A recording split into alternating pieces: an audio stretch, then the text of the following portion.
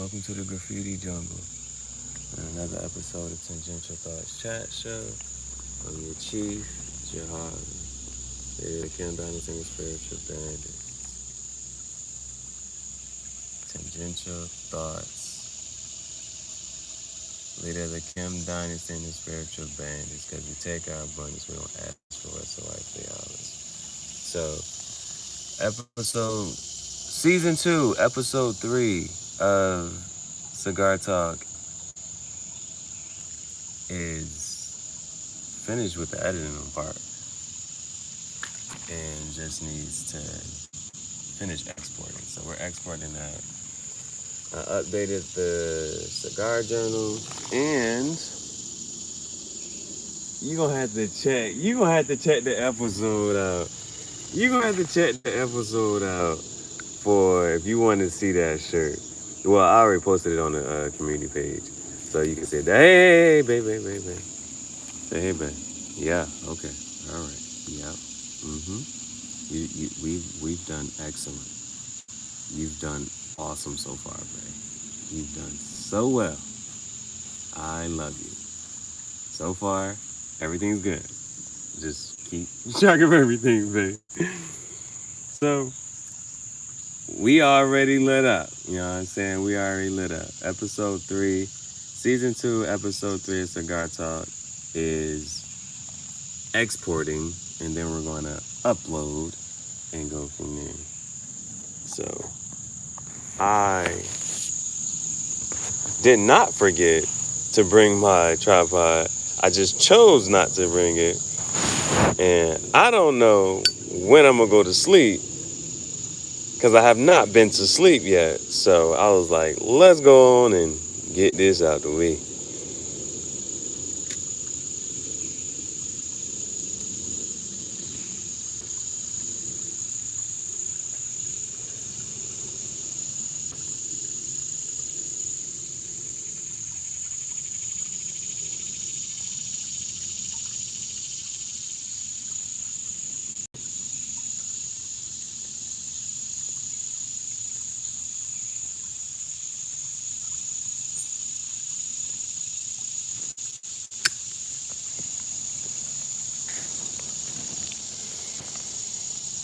Alright, cigar is lit. We're going to finish the cigar. And if we still going, we got tobacco. We're going to pace this all the way out. But that's exporting. That's done. And the shirt is done. We did all that on episode 3. We're uploading episode 3 right now. And technically, we're at episode 4.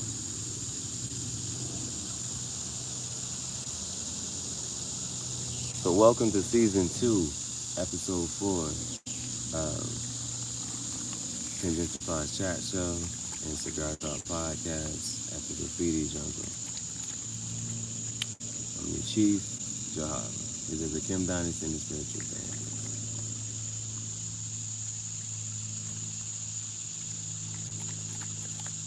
So, as far as progress goes, I can't say, oh, I went to sleep, it was this much, and I woke up, it was this much. I was just watching it just go up, go down, go up. Last time I checked, it was at 1703. No, it was 1702. It was 1702. When I got off the live last night, we was at 1690. When I sat down, it was 1691. I feel like when I got off, it might have been like 1693. And then the next thing I saw was 1700. So, as of today's date, which is July 12th, it's Friday. You ain't got shit to do. You might as well stimulate your mind, Craig. Nah. All I remember was I got off the live, it was like 1693. And then, of course, I was just posting visuals. The next number I saw was 1700. Said, damn, we hit 1700. And then it went to 1702. dropped down to 1701, then back up to 1702. Now I just posted some other shit, and we already know. So this is what I ended up posting next. Well, you're gonna see them, but they're gonna do what they do. LeBron posted, and he was like, "Ain't this what y'all been waiting for?" And so you got Curry throwing LeBron an oop. You got Curry throwing LeBron an alley-oop. That's gonna do what they do. Now, for controversy, Michael Ealy, Megan Good, Jonathan Majors.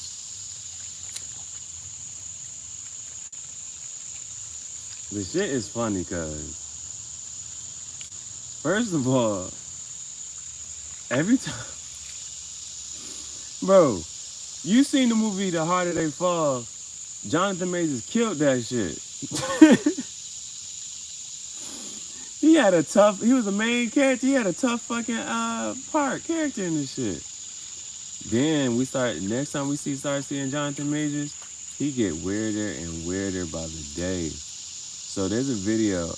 I didn't even want to post this shit because I didn't even want to watch it. It's a video of Jonathan Majors dancing. And I'm like, oh, hell no. And whenever you see this nigga, it's always on some suspect ass shit now. And we all know Megan Good. Megan Good got that good. Megan Good been good. Megan Good been looking good since as long as we know. It's like you can go back at any point in time. She always looked this good. And I don't know what happened with her last marriage, but I know she's supposed to be dating Jonathan Majors. But this is almost like Jada Pinkett and Will Smith. If she dating a man that's kind of sus that you got to stick up for, like, you got to defend his sexuality in public. That ain't the position you want to be in. Megan Good deserves so much better. But who am I to say? Who am I to say that?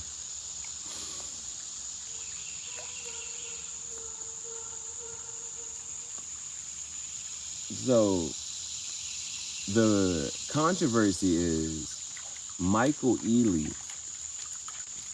He give her more than just a friendly hug. This ain't no sidearm hug. This ain't no bear hug. This is a lift you off your feet.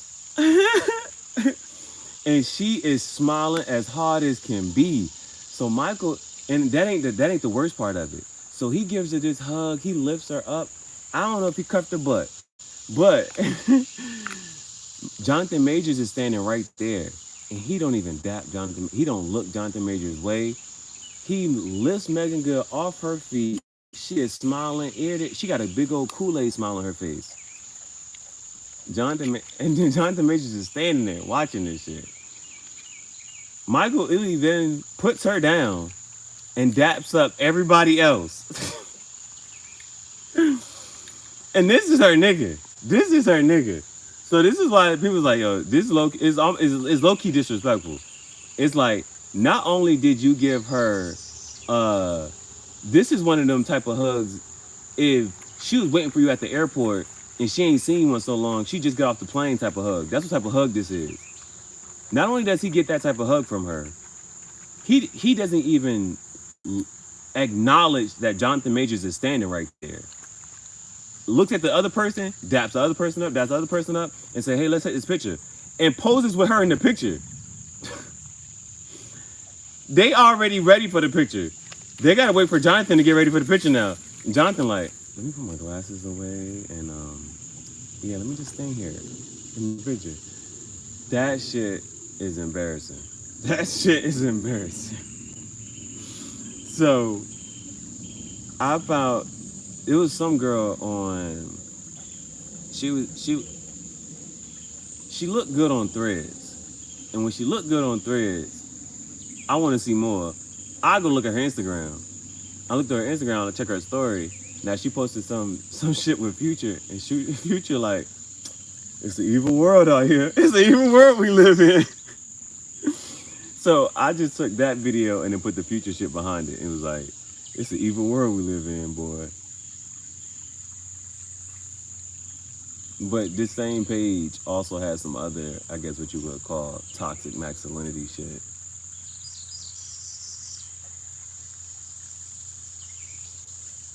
You gotta watch her. And it said when you break up and get out of a relationship and your bill go from $80.25 to $10.73. Basically saying, and they got Future laughing like, sensational. So it's basically saying like when you dating a girl, y'all go out to eat and you always put in the bill and the bill be like $80 to $100. Then when y'all break up, it's like, all right, I'm not in a relationship no more. I can eat regular and I can just spend $10 on my meals. And so I posted that one. That's like when you get out of a relationship, that's a liability.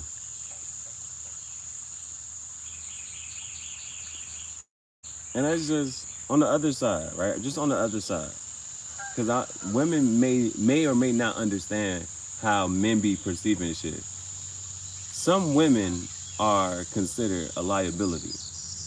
They're not an asset. They literally just soak up funds and resources and shit. Princess treatment. They don't want queen treatment. They don't want to run shit and rule shit. They just want to. So, hey, babe, babe, babe. Hey, babe, babe. Hey, babe, babe. Please drop. So, that's just whether women understand that or not. A man may look at you and say, this bitch is a bill. All she want to do is spend fucking money. Now, there are some women who want to make money. They're good with the money. And you can go into business with these type of women. And there's other women that's just like, oh, I want to eat over here. I want to do this. I want to do this. And it's like, damn, bitch. I'm supplying the whole vibe. What the fuck are you? It's like, because bitches, they used to have so much confidence and think that they were supplying the wave and the vibe. And it's like, you at my house, eating my food, watching my cable, and I set this whole thing up. You just here. So who is supplying the vibe? Who is the vibe here? So that's just some shit that bitches don't be thinking about. They just be thinking they the shit. And it's like, hey, please, babe. Drop it. God damn. I got my white book, bro. It's just like, hell no, we ain't trying to get this shit dirty. I ain't trying to play right now, babe. I ain't trying to drop it. Man, if I throw this shit one time, she gonna keep bringing this shit the fuck back. She gonna keep bringing this shit the fuck back. Put my foot on it. All right, that shit is almost done. That's at 95%. That's at 95%.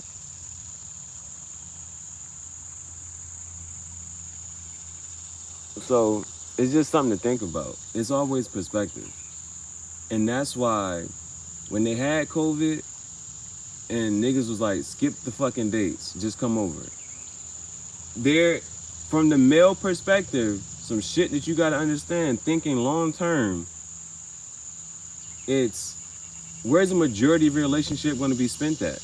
It's not gonna be spent in a fucking restaurant. It ain't gonna be spent on fucking vacation. I mean, unless you got it like that. Unless your name is fucking Tom Brady and or you're some type of whatever, you got this much millions and you can always spend time on vacation. A majority of your relationship is gonna be spent where? It's not gonna be spent outside the house in other niggas' faces trying to do other people's shit. Who are you impressing? It's, at the end of the day, can we sit here and vibe together? And if I ain't got shit to say and you ain't got shit to say, can we be bored together? That's just some shit that. And that's why you saw it when COVID hit. It's like, damn, I gotta spend time with you. Why are we here? What are we doing? What's going on? That's what COVID highlighted. That's what COVID highlighted. And again, now I saw this in a movie. In the movie, she looked at the girl and she was like, you know what? You're not so pretty that you didn't have to work on your personality. And you're not so ugly So it's like, that's why when people ask, like, what type of girl would you date if you had to rate it? Niggas would not say they want a 9 or a 10, because them bitches probably gonna be lazy in bed, and they not gonna have no fucking personality. Gonna be fucking airheads. And at the same time, you want somebody that's attractive. So it's like, as far as sex appeal, personality, and all that shit, probably gonna come with a 7 or 8. And that's just what are you gonna say about that? Would you rather have a bitch who is attractive, she got a fat ass, kind of cute in the face, you can wake up to her, natural, pretty, you know what I'm saying? She ain't gotta do too much, and she got personality? That shit is gonna be a fucking pretty face. Don't let the bitch be smart. Don't let the bitch be smart. Figueroa. Buenos dias. Buenos dias. Buenas tardes. Buenas noches. Wherever you're at. I covered all the fucking bases. Guten Morgen. Guten Tag. Guten Abend. I had to say it in fucking German. Alright, so I'm about to upload.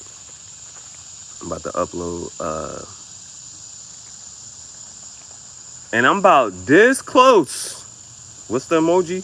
I'm about this close to downloading TikTok, bro. About this close to downloading TikTok. And just take all my music videos and all my shit and start streaming on TikTok. But I was against TikTok because of when I watched that podcast and he was like, how much of your data it reads and how they can just sell your fucking shit to China. Because the battle is no longer coming through the seas, because we can, it ain't coming through the air, it's coming through the phones and shit. That's the only reason I ain't get that TikTok. So I just need to get one more phone that I can just have a TikTok on, and I'm gonna just stream on that shit. The only thing that's gonna be on that fucking phone is TikTok.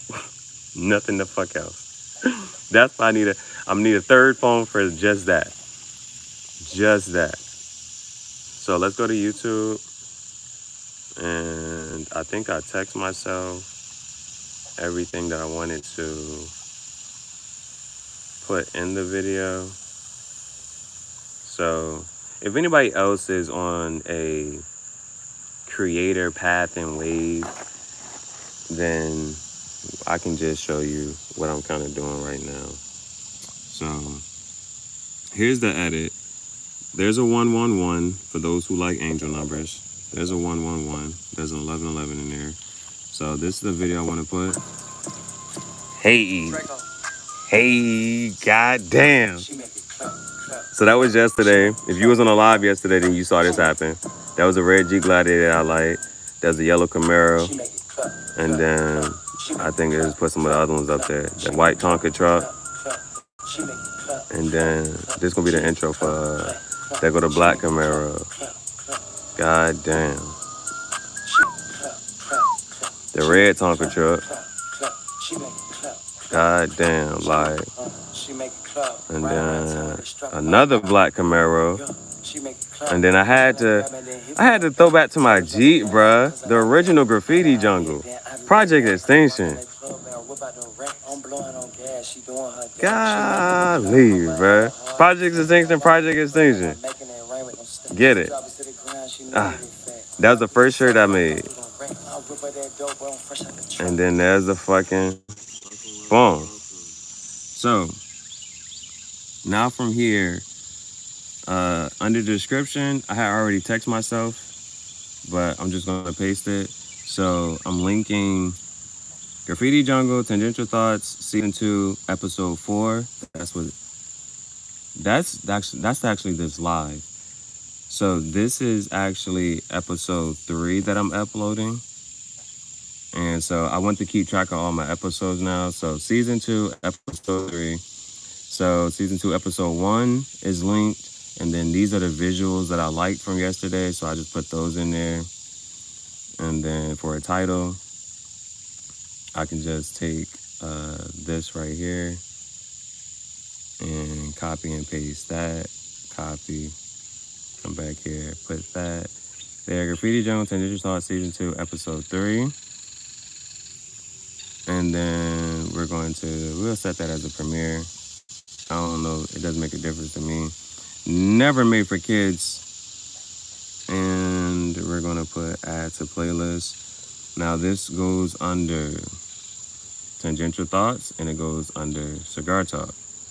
And I think that's all I want. Oh. So I showed off her shirt. And since I stayed up, I never went to sleep. And so at around like 7 o'clock, from 7 to 8:30, roughly, the times I made a shirt. So that's gonna go in unboxing. And for right now, and male supermodel fashion designer. That's what's gonna go in there. Now, YouTube has a thing where if you put timestamps, then it should be able to put those marks in the chapters for your video. So I'm going to, but they said in order to do it, you have to put 0000 first. And so in my journal,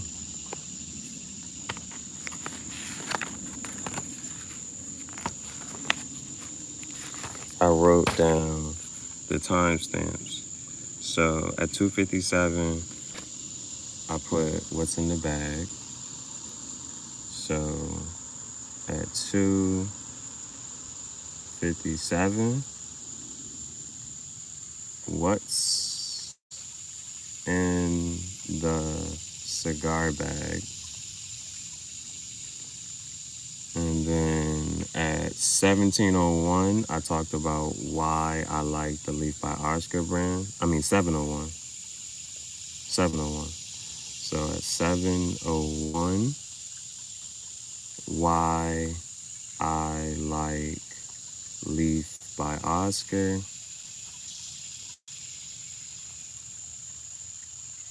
And then at 17:05, I started to journal. 17:05, recap journal.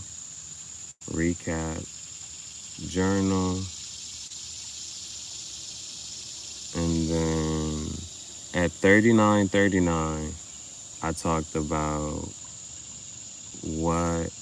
so I kind of stole, quote unquote, so I just mixed some designs together, but I showed you my inspiration for how I went about the shirt. So 39:39 is inspiration for the shirt, inspo for shirt design. And then last but not, at 48:25, I actually put the shirt on. So 48:25, shirt. I be saying unboxing, but ain't nothing come out the box. It's unboxing, shirt unboxing. And then at 64:53, I actually finished journaling. Journal. Now I don't know as far as, because I'm actually just trying this stuff out right now, but I don't know if like after the hour mark on YouTube, like for instance, it won't say 64. I don't know. Hopefully it understands that though. And I actually gave myself a thumbnail for this. I made a thumbnail, and it's this before and after. So when you watch it, you'll kind of see. But I had got this shirt for $5 on the street. Dude was selling shirts out his trunk. So it started like this and ended up like this. So this is basically the design. Because I'm going to a rodeo. I'm going to a bull racing event. So one of the shirts that I saw that I took the design from, it had a Draco. Now I have a 9mm Draco, but I wanted the banana clip Draco. And it has it decomposed in its different parts. So I kind of just put that there. Since I'm going to the rodeo, I put that there, and you can kind of see XTN extinction just kind of wraps around there. And then I like Pokemon. I hadn't done the Pokemon design in a little bit. So I just put Hitmonchan to fill in this space right there. So that's the shirt before and after. And I kind of show that off. So I already edited that so it can be a 16 by 9 ratio. So it should just fit. And I think we have everything. Season 2, episode 3. And upload. All right. So that is going to be uploading. That's going to be uploading.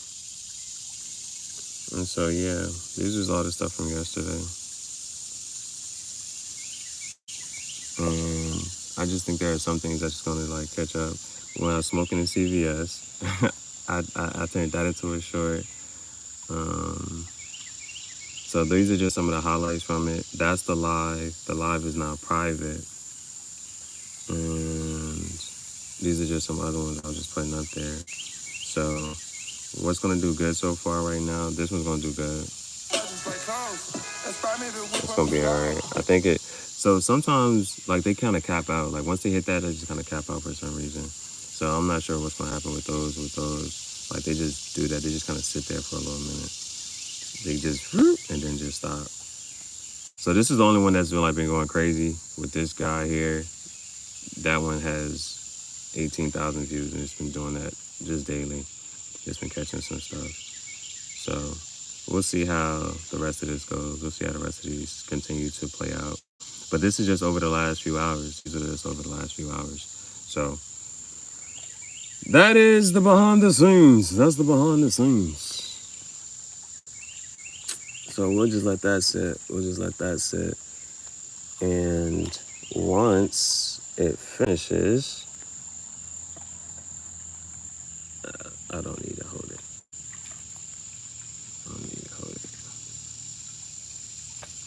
Okay. I just want to keep it open though. Just want to keep it open.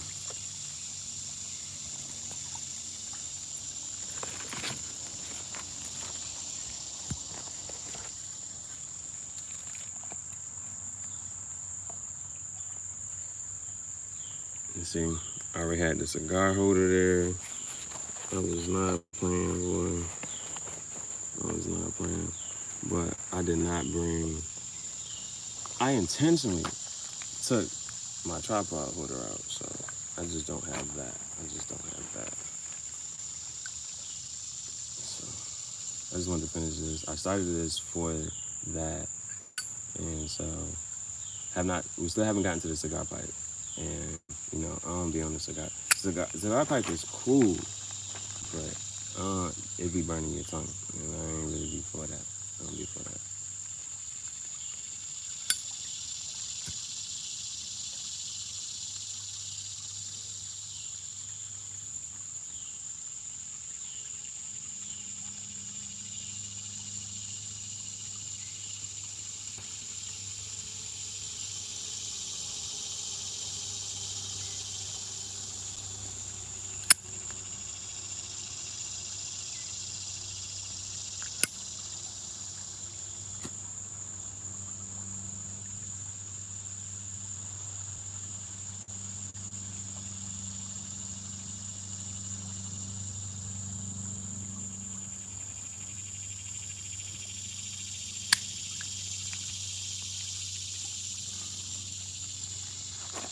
Ooh.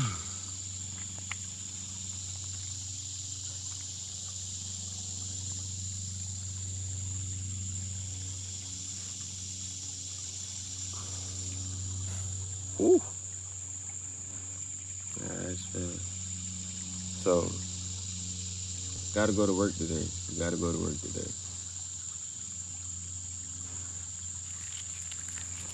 And we work today and we work tomorrow. Now, my church has an outreach event at the park tomorrow. Free food, free drinks. That's what I'm supposed to be at. But I gotta go to work. So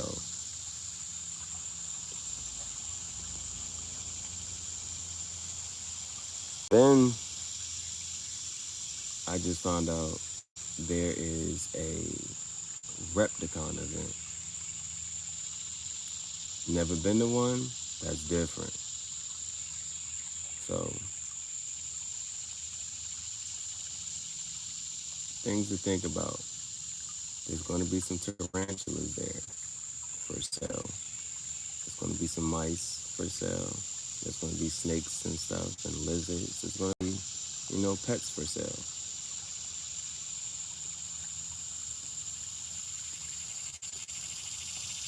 We might have a new addition to the family. Now, Bailey! You see? She just sneak off.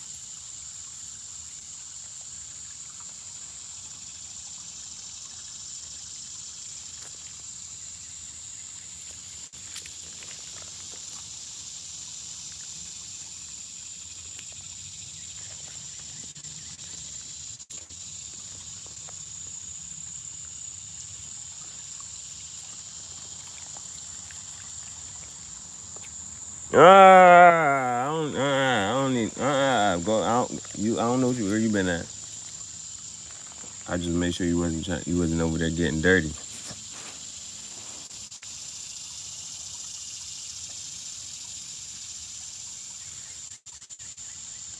You good? You good? Just stay where I can see you. Just stay where I can see you. Don't be going over there getting dirty. I ain't trying to give you no bath today. I don't want to play fast down. Hey, thank you. Thank you. Thank you.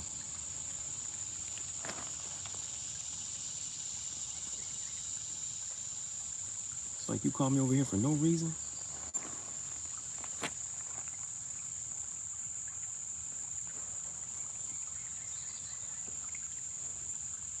You good, babe.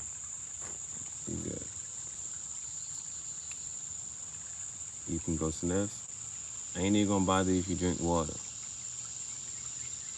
Just don't get dirty, bro. I ain't giving you no bath right now.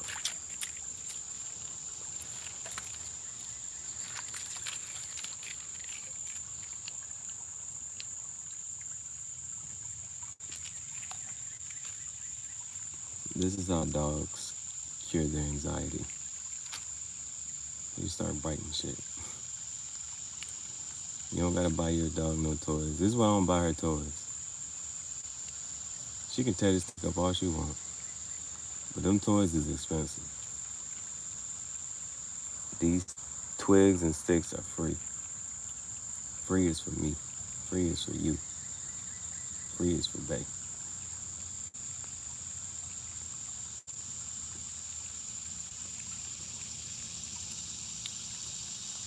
Now, I haven't even thought about what I would name a tarantula. Now, reasons I've thought about getting a tarantula, because my dumbass uncle came through my house one time and stole my fucking shit. So, I was like, next time you come to try to steal some shit, I don't think you ever have access to me nowhere ever I'm fuck at. But I was like, you gonna be scared to come around this bitch. I said it's gonna be a fucking Doberman. That nigga ain't gonna be friendly. I ain't socializing that nigga. You pop up at this shit, get the fuck back. It's gonna be a tarantula on the property. Now the only thing that's gonna get me fucking I don't know if tarantulas come in white. But if I see a white tarantula, bitch, I'm gonna name that nigga Snowball.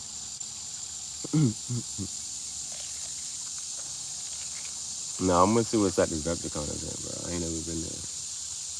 And you know I'm gonna take my cigar pipe, I'm gonna take my cigar lighters. I ain't gonna forget this time.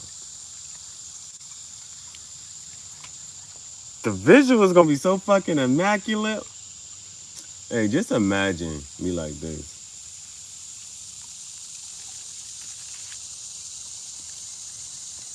And it's a fucking tarantula on my hand.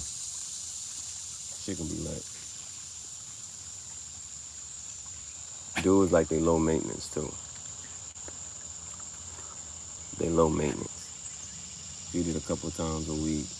You don't need to handle it too much. Keep that shit in the bucket.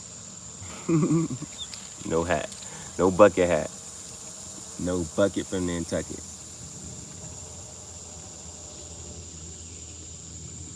But he said you just feed a couple crickets. Just drop a cricket in the bucket. When I say cricket, I don't mean cricket wireless.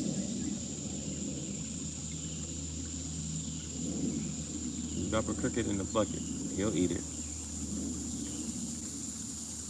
Should be lit. Should be fucking lit. So, definitely new visuals to look out for. Definitely new visuals to look out for. And that's why I think, why I'm trying to pose it in such a way. They did not want me to get them fucking Yeezy boots yet. Nigga, it's summertime. You trying to get some boots? Hell yeah. I'm gonna be suited and booted.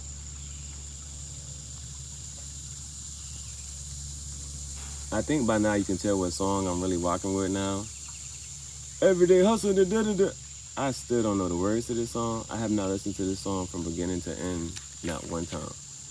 I was just watching this one girl Instagram story, and she just had this song playing in her story. I said, what the fuck is this?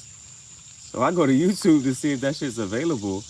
I said, oh, I'm turning this shit turned up. And when the beat switched, and then you know how like once you watch something, other YouTubers just start posting other stuff about it.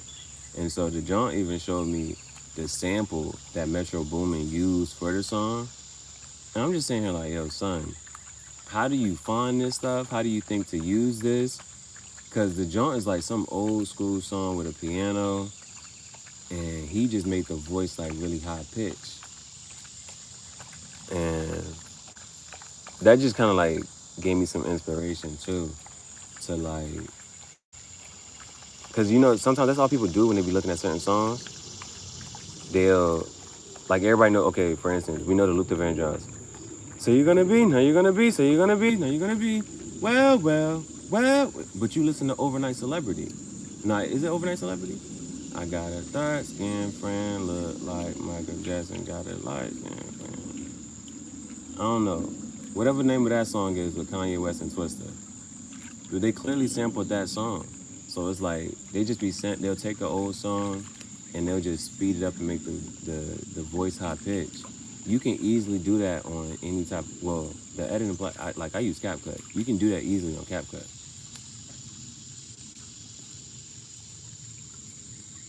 So I just be thinking like that just gave me some inspiration. Now, how he did the beat switch and all the other stuff, I don't know. But if I'm going to try to make my own beat, my own song, I can definitely just like, you know what? I like this song. Switch it up. Boom.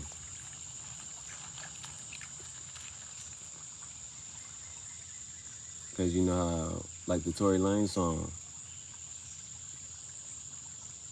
can't think of it right now, but with T-Pain, he just takes the T-Pain song and he keeps repeating that same loop, just keep looping it. So you can do that with plenty of stuff that you just find dope. Well, I just find dope. So, like Cassidy did it with Jay-Z song. I'm a hustler. I'm a hustler, homie. I'm a hustler. I'm a hustler, homie. You can ask about me. He said he had a hot line. I made it into a hot song. That joint, you can do it just like that. Now, one of my bros, he had a song. You know how you got a friend who be doing some rapping and music and shit, but nobody tells them that they're not that good at it. My bro actually has a song, but his shit was actually pretty good. It's actually he had some pretty good songs, and I think this was like his first actually like CD album type of thing, whatever. He had some pretty good songs. It's like he had sampled Wayne on this shit, and right in the middle of the song, I was like, oh shit, it was it was from a Millie.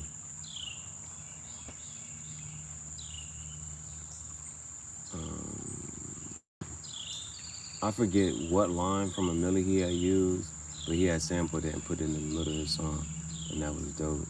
I think he just like slowed it down on some reverb type stuff. But, you know.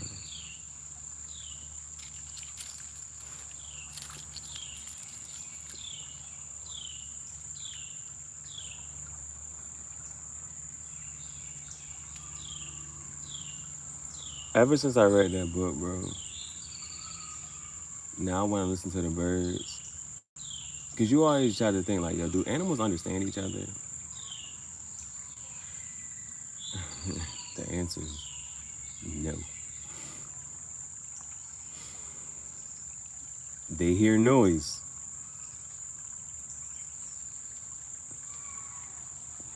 They understand body language.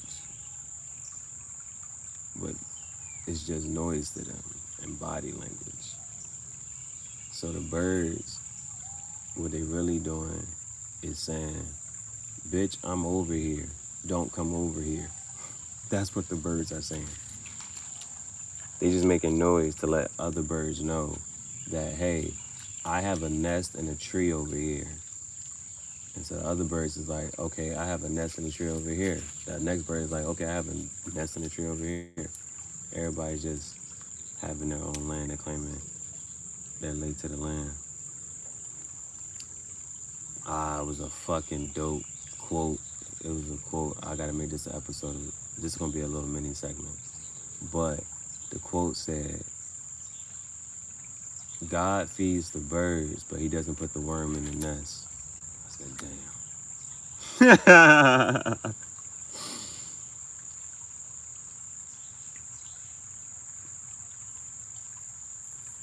Because the other thing about birds, you know, that tough love. Because when you start to study other mammals, you just notice how closely similar they are. So, for example, so I guess not everybody can relate to this, but some people can. Like when you growing, like those teenage years. In those teenage years, there becomes strife between a parent and the child. And then, especially towards those like around the 18 and 19 and the third, the strife kind of amplifies. And so what's happening is the parent is low-key pushing the child away so that the child leaves the nest.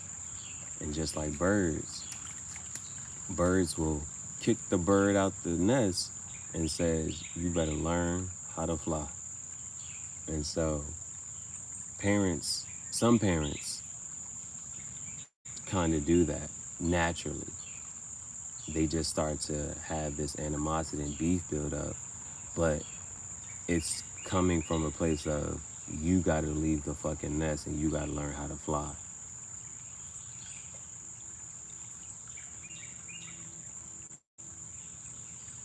Everybody can relate to that though.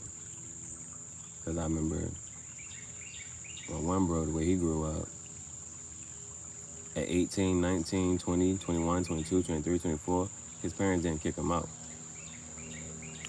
They said, get you a job, save your money so that you can get a car and you can get a house. They gave him that protection and that safety net. They continue to look after him. Some people just don't agree with that. Some people at 18, that's the cutoff mark. Some people have a longer leeway and they can go until in their 20s and just be able to save money. But that's an affluent and abundant neighborhood family.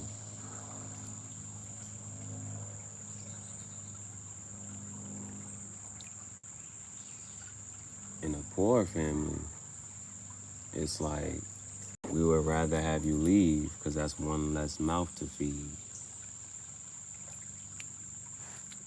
You just got to figure out your own way because you grown.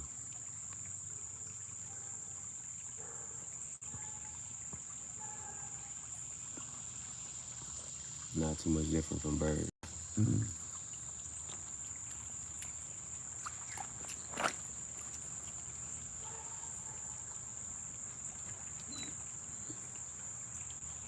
What does that mean, babe? Please watch.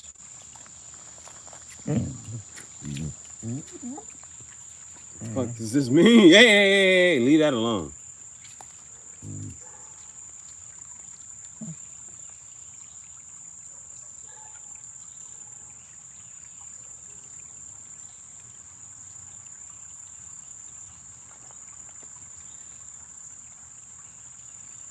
Now I will say, if you've seen any of the other episodes in other lives, I give her credit. Bailey deserves a fucking treat. Well, the shit hasn't ended yet, but so far, Bailey hasn't knocked anything to fuck. Hey, see, this how she get real sneaky. This how she get sneaky. Look at her like.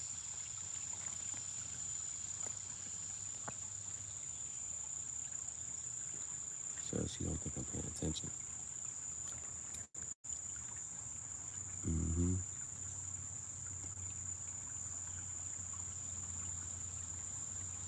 But if she go up this hill, that's bad.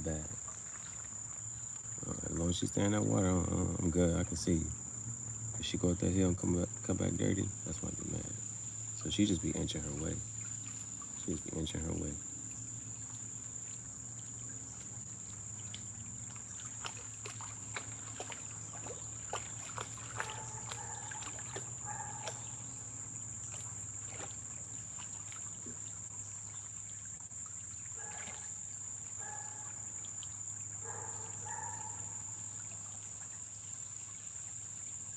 You know, this is kind of always what I wanted for her, though. You know what I'm saying? I just gotta get my own piece of land so she can just go out and run whenever she wants. And I don't care. Why don't you come back there? Bailey, come here, man.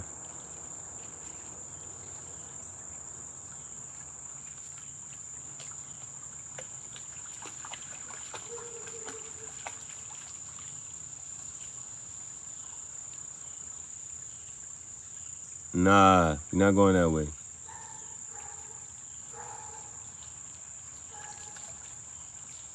Put your hands where my eyes can see, Bailey.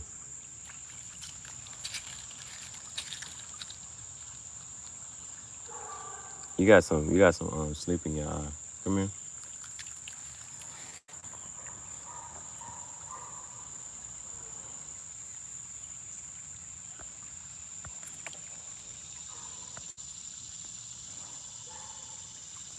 Shit be zoomed in the whole fucking time. That shit is at 22%. It's an hour-long video. So after I finish this, we're gonna light up the cigar pipe, bro. We're gonna light up the cigar pipe. We got 7 ounces. We should be able to have cigar talk for the rest of the week until I get some more cigars. We should be able to have cigar talk. I shouldn't have to spend no more money on tobacco and cigars. I shouldn't be in this lack mentality.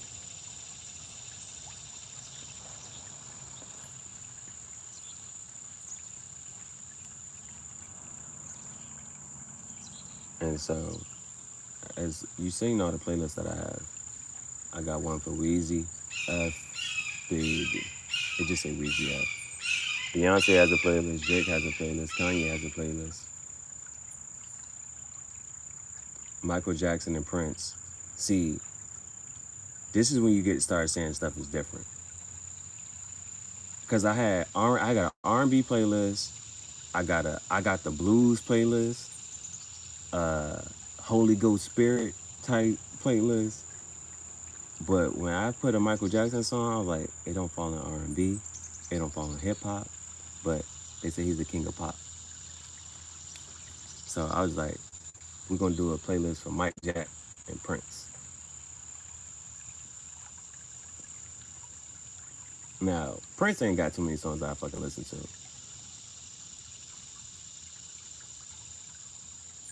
The only Prince song most people gonna know is "This Is What It Sounds Like." When doves cry. Ding, ding, ding, ding, ding, ding, ding. Now, Purple Rain is an okay song, but that shit too slow. Purple Rain. I got my guitar, so I was thinking about some visuals with my guitar today. I got that hat. I got that hat. I got a new shirt. I got a new shirt. The shirt fucking tough. The only thing I want to do with the shirt now is cut the sleeves off. But I want to wear the shirt to work. I just don't know if my manager is gonna say something, bro. That boy, I come in there with something. My manager was like, "You gotta take the hat off." I'm like, "Bro, it's a flat cap. This shit is professional." I said, "Let me. I'll cut my hair tomorrow. I'll be back tomorrow." The next day, the nigga said, "Damn, you just walked out like you don't give a fuck about a check." I said, "Bitch, you know how much we make per hour?"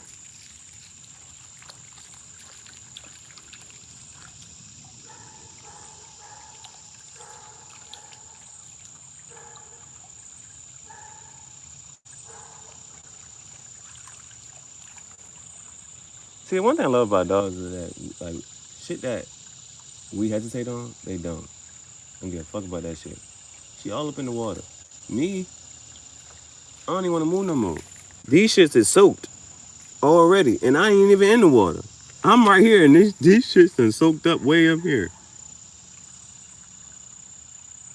She can get her feet wet.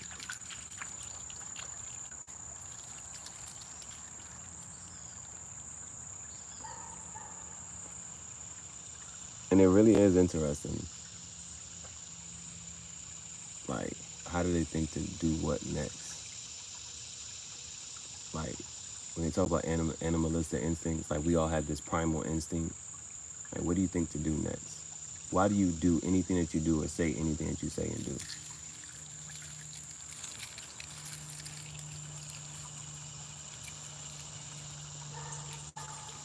Look, see?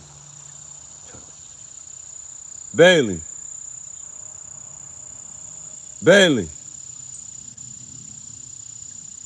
Bailey. Oh no. See? She trying to go get dirty.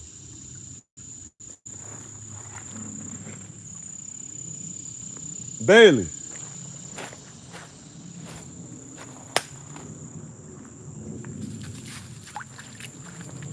Not today, bruh. I'm on your ass, bruh.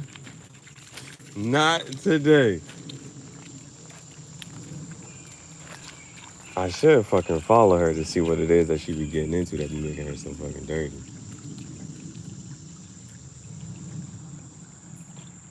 I'm on your ass, bitch.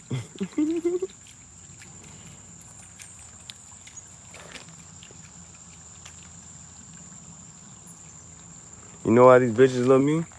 Cause baby don't give a fuck.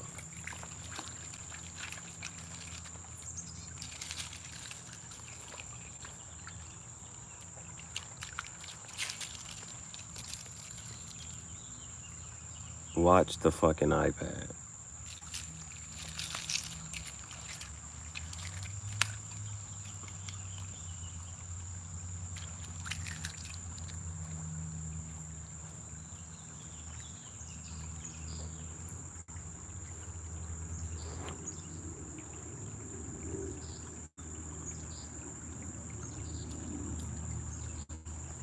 About to get that peach cobbler going.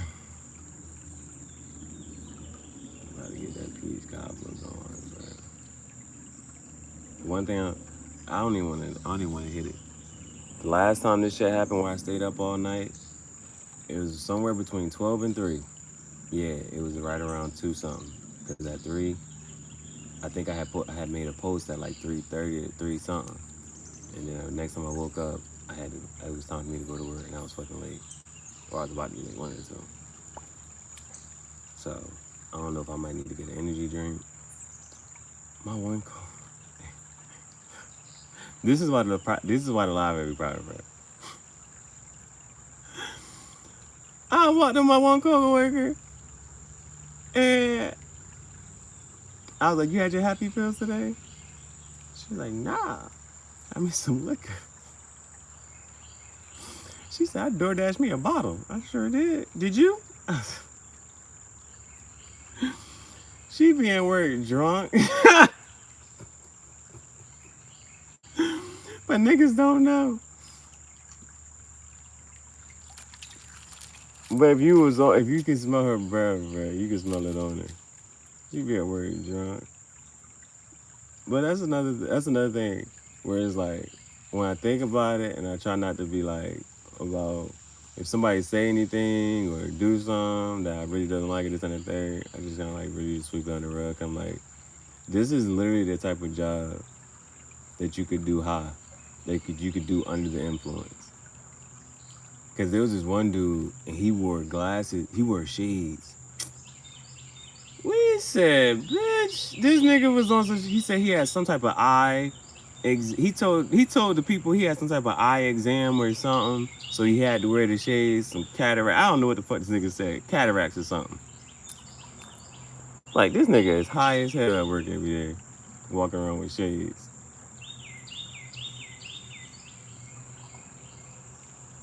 So I've been thinking about doing that. I ain't gonna do it. Do it for the fun. I ain't gonna do it. But I thought about getting some edibles and walking into that bitch. Cause it's like you wouldn't give a fuck about nothing nobody's saying and doing. It would be an easy fucking day. It'd be an easy fucking day.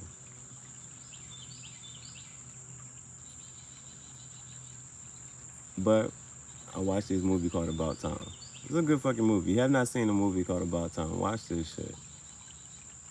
Cause in this movie he gets to travel back in time. And the only people who can do that are the men in the family. The wives and the sisters and them, they don't know that they can do this. So one of the lessons that he learned, his father taught him was, you live each day twice. And the first time, you stick it out.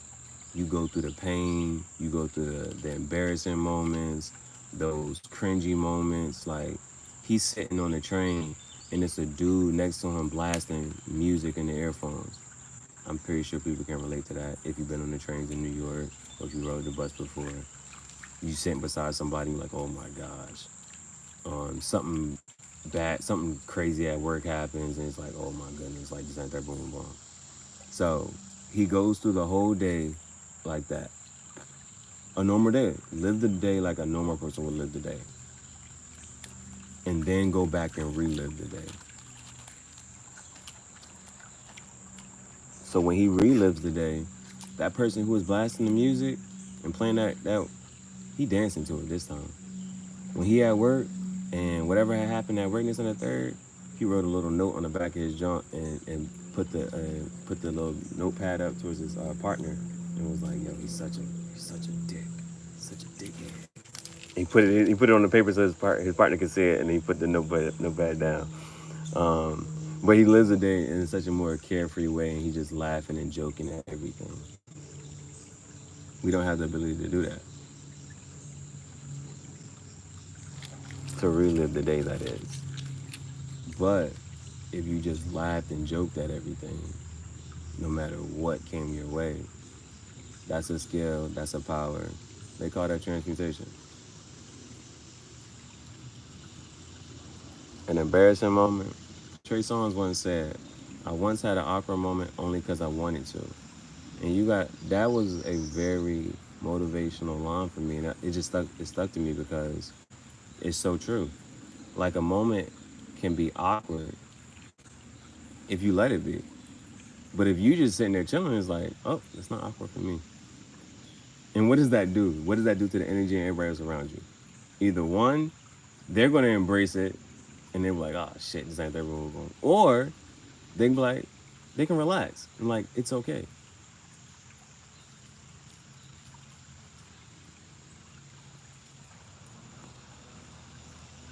Now, some people are in such a mind state, they really just can't even fathom that or take that. Like, how could you be joking right now? How could you laugh at a time like this?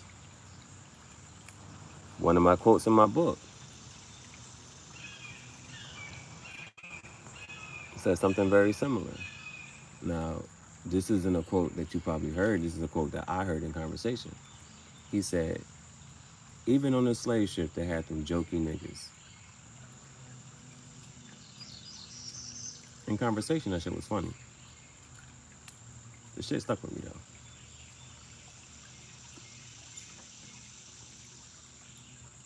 I don't know what I rated this cigar, but I feel like I like it a lot better now. Started talking like Obama. I'm trying to figure out how do you talk like Obama. Obama, man. Obama came out for the. Oh, that was another joint. Obama reenacted. They said Obama reenacted the Key and Peele, the Key and Peele skit.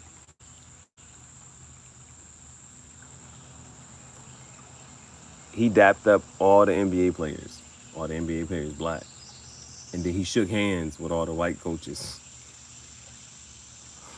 He dapped up all the black NBA players, and then, thank you. I can play that for you. Hold up.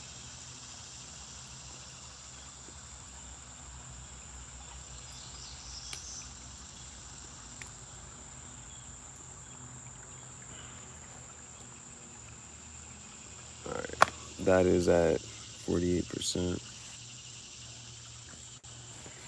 It says 28 minutes remaining. What is it, Obama? Oh, here go the Megan Good. I'm about to show y'all the Megan Good shit. Oh shit, here it go. Look at that shit. Oh, let's wind that shit the fuck back. Can I wind it back? Watch this hug, bro. All right. So cause they related it to the Drewski skit. They related to the Drewski skit. But insecure boyfriends. When a dude come up and hug your girl in front of you all crazy. Like, wow. So watch this shit. Jonathan Majors is right here. Megan Good, she already wrapped around. You see how... Now, look at this hug, bro. Look at this hug. Let's go ahead and press play. He lifts her off the ground. You see her face? Look at this nigga. Look, he then daps up everybody else. Doesn't even look Jonathan Majors' way. And then say, hey, let's take this picture. Look at this shit. And look at him. He looked like the side nigga at this point. Like, how a nigga take your bitch in front of you? Damn. That shit is embarrassing. And then hit the Drewski skit, right? Same fucking thing, like, the way he gripping her. He didn't even acknowledge Jonathan Majors. But the way the girl, we started, you know what I'm saying? Hand on the shoulder. Like, nah, this not okay. You be in your feelings for the rest of the fucking night. Like, who is that nigga?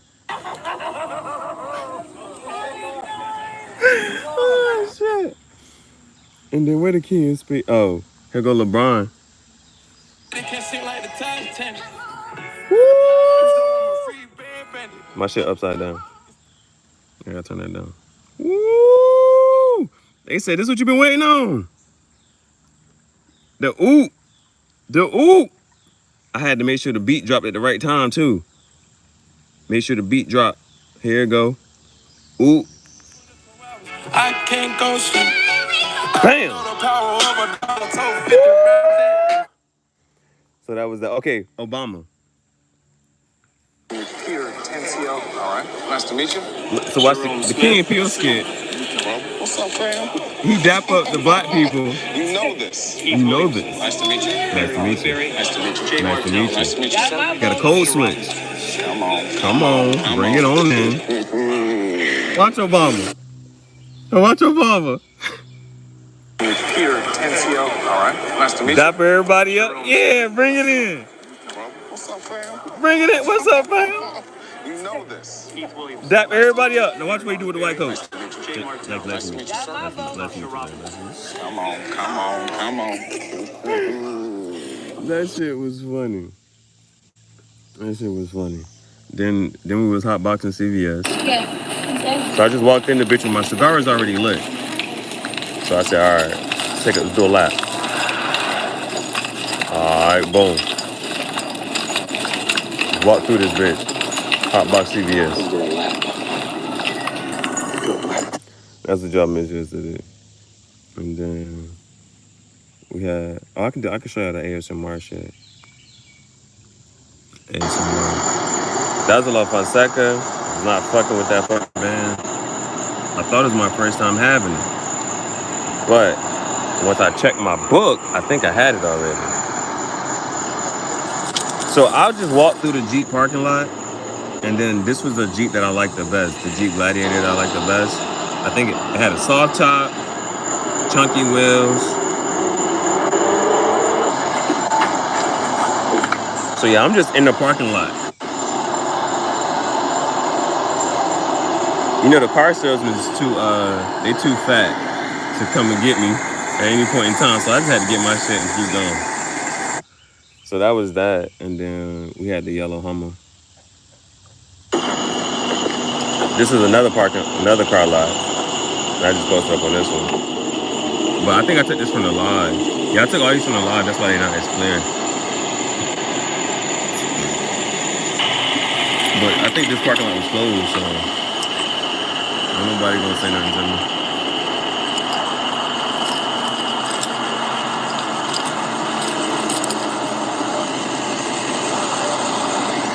But dude, let me, you know what I'm saying? What a Camaro. I think it's No, turn it up, shorty wildin' and shorty open, she beastin' it out. For the record, just a second, I'm freaking it out. I said, damn. I said it. Boom, clap. Boom, cat. I couldn't think of what songs to really use, so I was just trying to. I said, let me go back to this shit. This shit came to me. So I was like, yellow Hummer or yellow Camaro? I like the chunky wheels on that shit. Oh, what time is it? 11:11 for those who like those angel numbers. For those who be watching those angel numbers. All right, so this. I actually probably need to listen to that song. That jank say 60%. Bailey! Oh, boy. Boy, I was about to say. You better not be over there, bro. You see where she was at. About to go up that hill. That's real deal, Holyfield. Aye.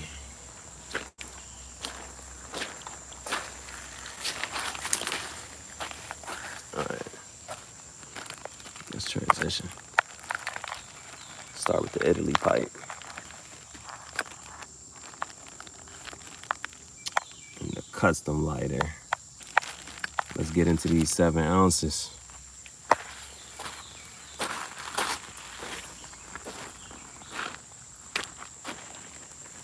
Aye.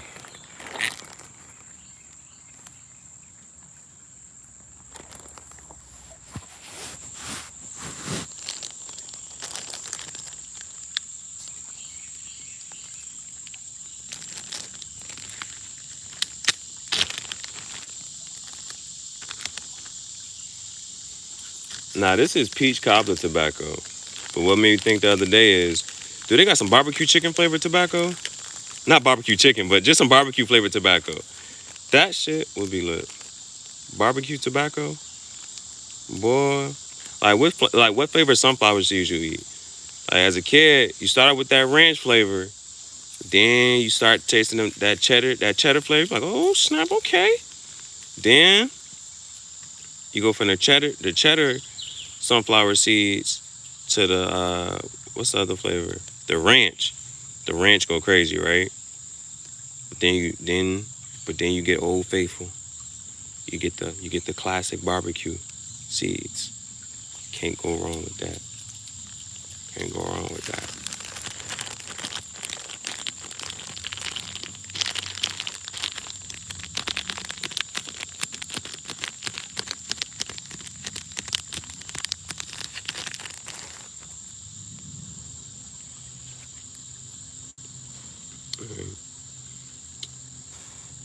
First, of the week. It's a Friday. First bowl.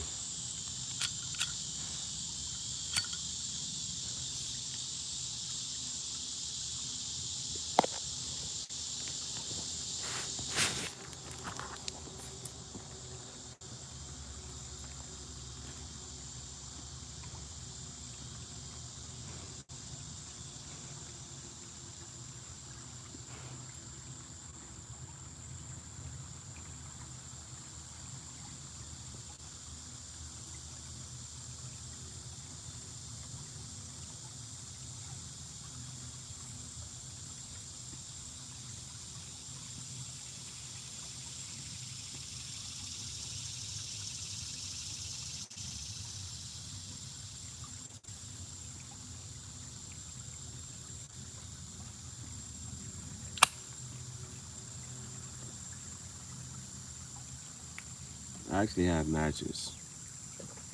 Let's get the matches.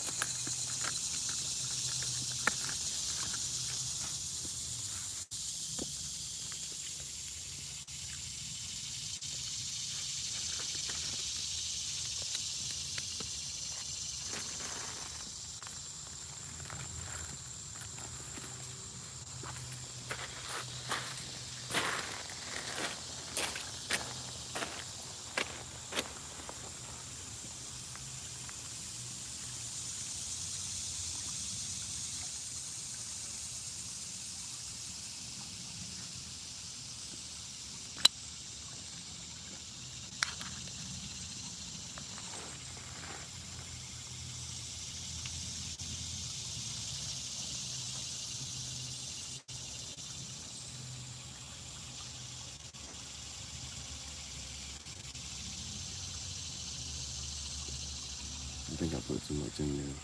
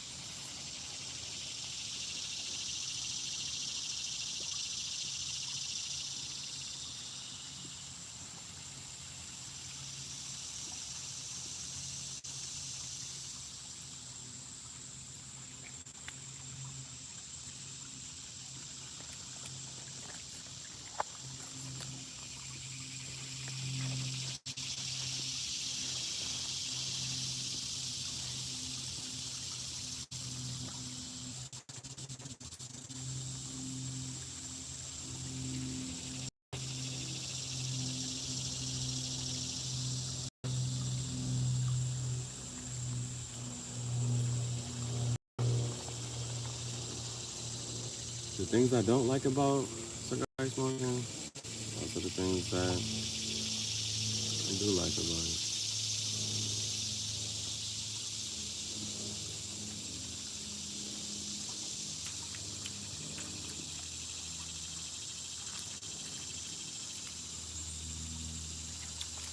More work. More work.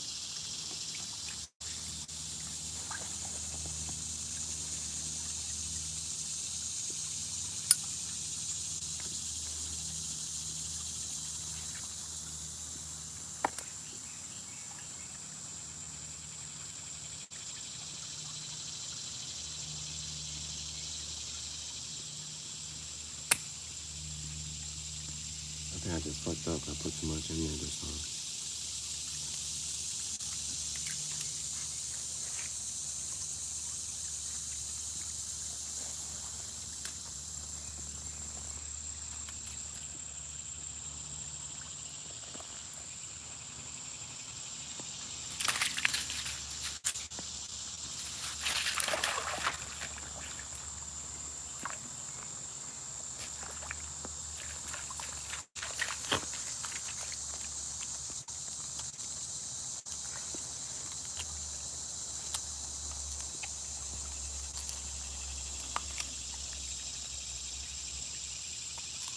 I think you can answer your own question. What does it look like I'm doing?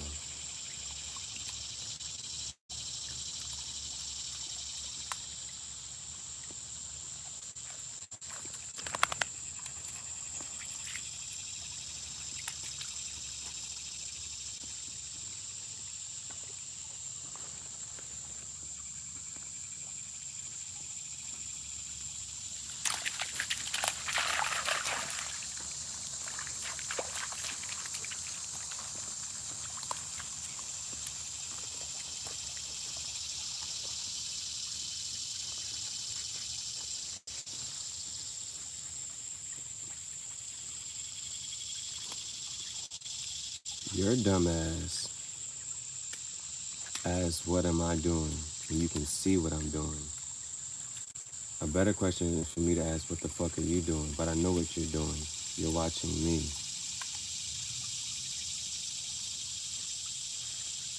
And at the time you said shut up, I wasn't even saying anything.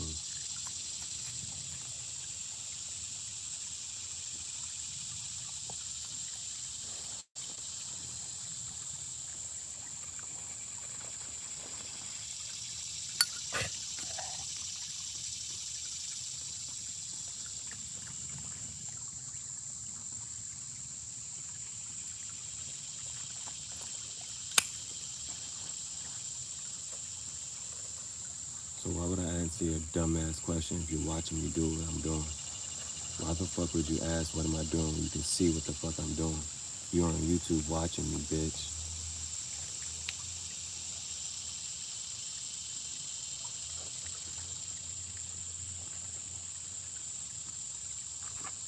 Does your dumbass have anything else to say? I want you to get everything else you wanted to get off your fucking chest, dumbass. That's your name for today, dumbass. Because your name has fucking 3 question marks, dumbass. You know who the fuck you are, dumbass. Does your dumbass have any other dumbass questions?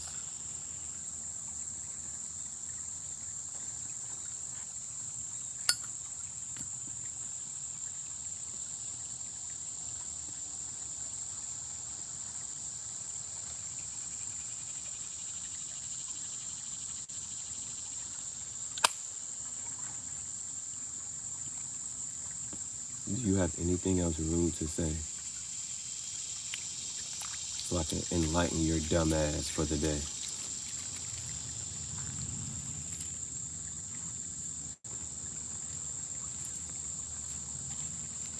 You know how God let Adam name all the creatures and animals?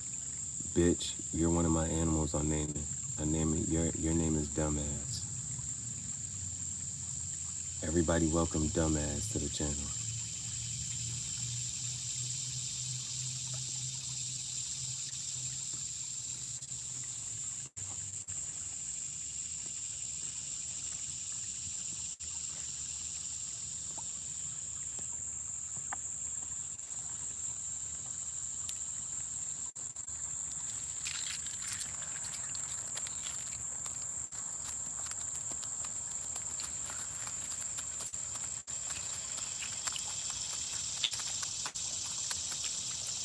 Barely watch my book, bro.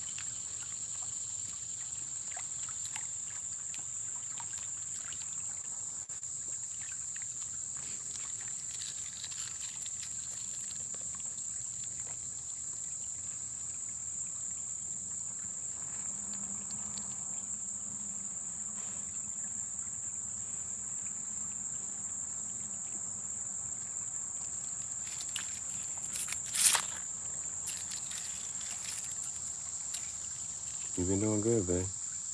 Just don't touch the iPad. Don't touch the book. Put those up as soon as that shit finish loading.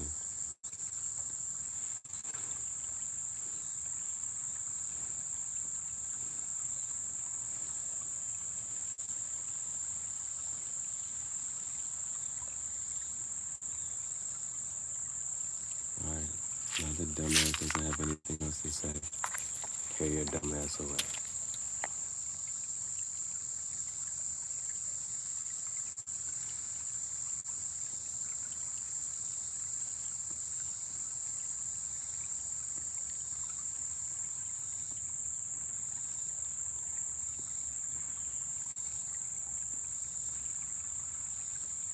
Why we gotta block somebody on live every day?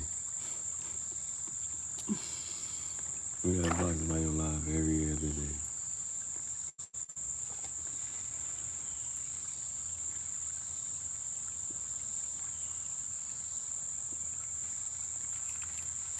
You heard had that one hotline, Twitter fingers. Or what was it? Trigger fingers turned to Twitter fingers. Some people like to eat candy. I'm talking Butterfingers. But if you can't catch a ball in football, they say you got Butterfingers.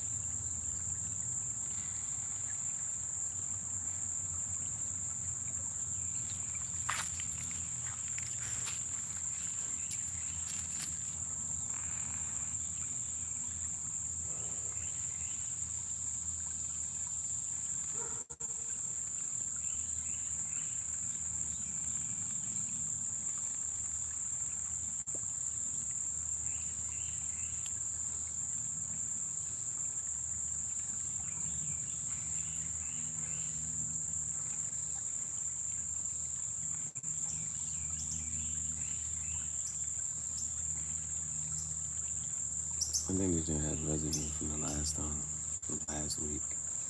I'm gonna clean it up.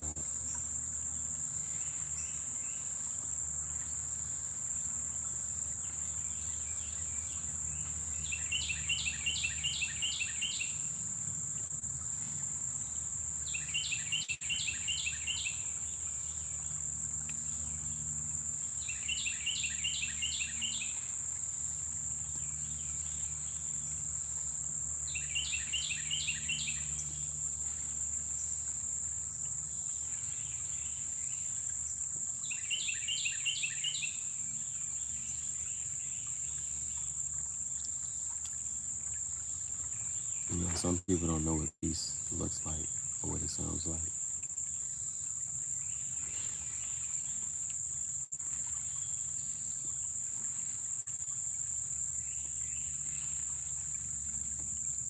Just like some people don't know what good looks like. Some people don't know what love looks like. They wouldn't know what it looked like if it showed up at their front door and said, I'm love, I'm peace.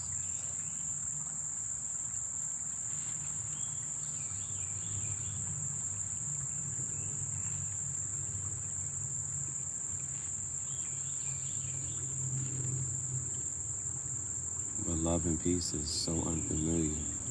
So even if you said, I'm love, I'm peace, you are unfamiliar. Love and peace is unfamiliar to a lot of people.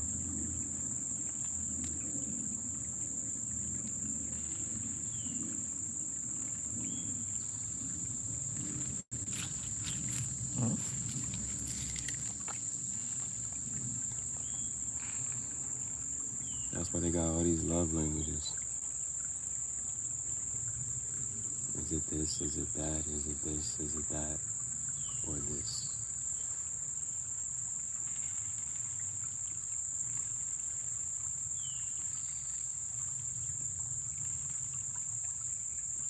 But I like them bitches that was like, I deserve all them shits.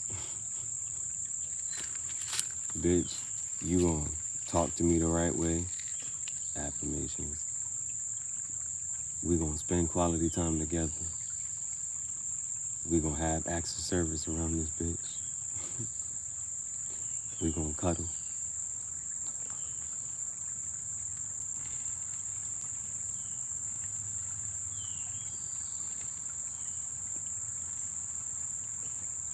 get them all. Oh, and sometimes giving and receiving, you gotta give and you gotta receive. So, gifts is cool, physical touch is cool, affirmations is cool, quality time is cool, acts of service is cool. I deserve all that shit. Those are the bitches I rock with.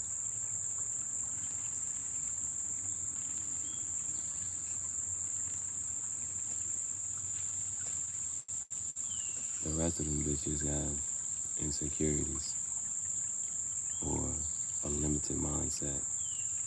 The hoes, them freak bitches, I like physical touch.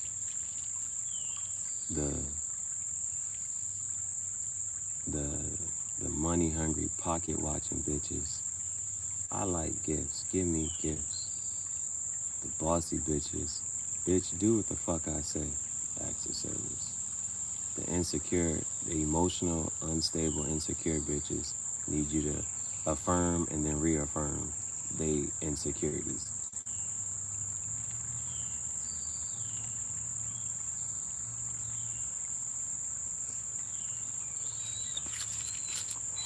Did I miss anything? We got acts of service, gifts, quality time. Now quality time is for the bitches who can't be by themselves. They don't know how to be alone. They always gotta have somebody with them.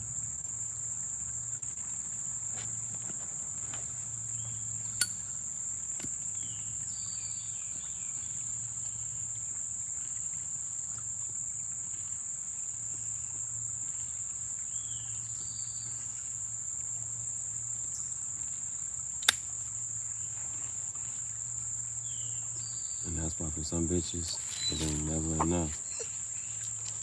It don't matter how much time you spend with them. As soon as you fucking leave, it's another bitch.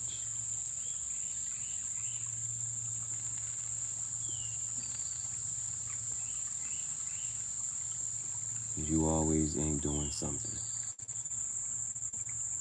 Spend all the fucking time with them, and then it's like, oh, well, you don't get me this, and you don't get me this, and this guy was talking about he gonna get me a purse.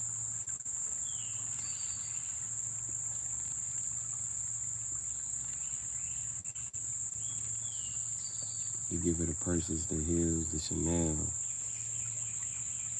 and then be like, oh, you don't do enough for me. You don't do this, you don't do that. Now she needs you to be her fucking slave.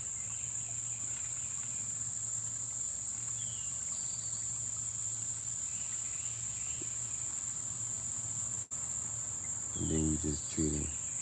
Another quote, when you put everybody else first, you teach them that you come last.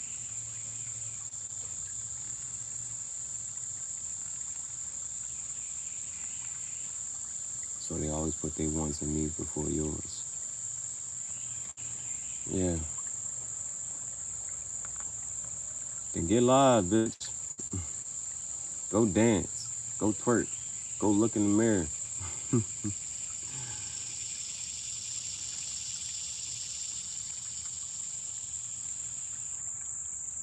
Go journal. Go for a walk.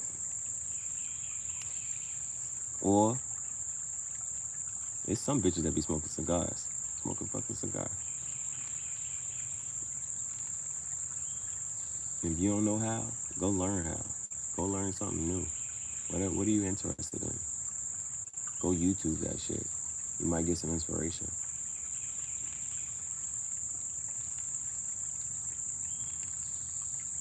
Like, damn, that's what they fucking doing? This is how they doing it?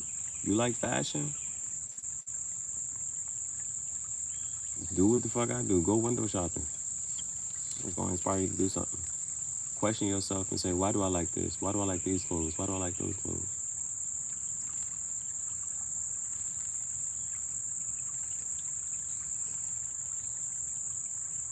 You ask a grown woman, if a grown woman doesn't know what to do to make herself happy,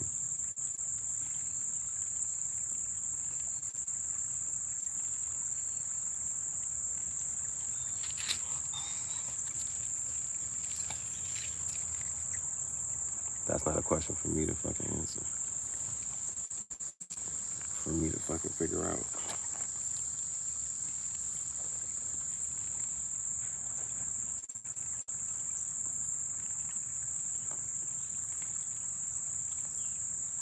So much shit you can do.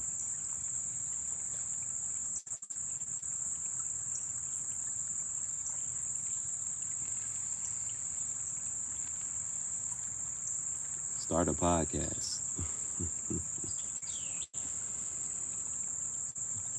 You see me, all I got is a phone.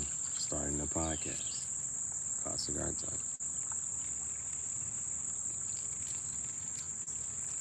Some people's bored right now.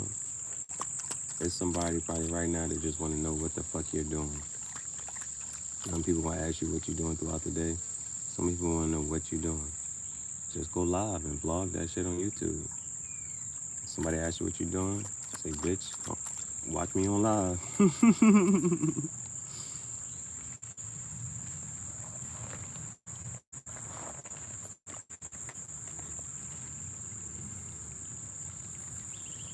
I'm ready to have another interview. Season 2. Who's the first person going to be on the interview? We got a whole playlist for guest appearances.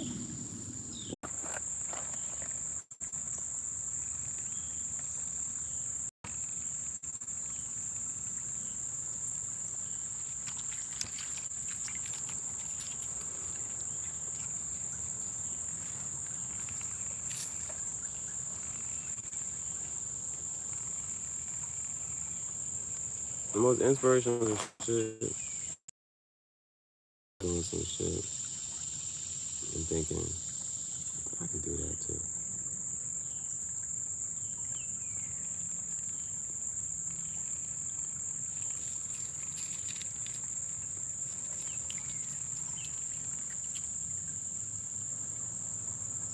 You're doing good, babe. If you don't get dirty, I might bring you back a treat. I might bring you back a treat and something to eat. They say, you say, where's your dog? No, and they just, just keep turning. You wanna go to the park? You wanna play with your friends? Babe, you wanna go to the park?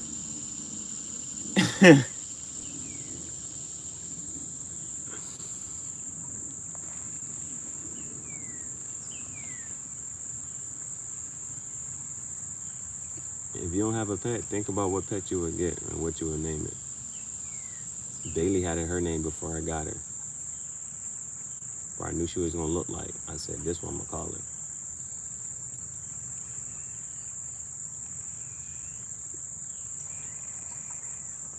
So what's a good name for a tarantula?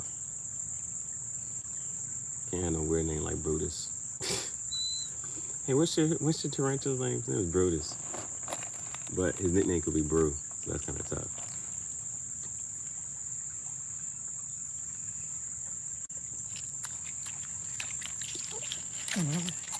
Hey. Fuck. We almost had it. This shit just cut the fuck off.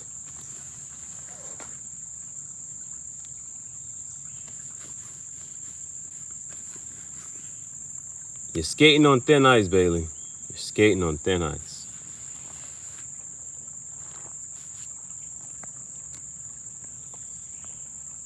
You're trying to get a treat. You're doing well so far, man. You're doing well.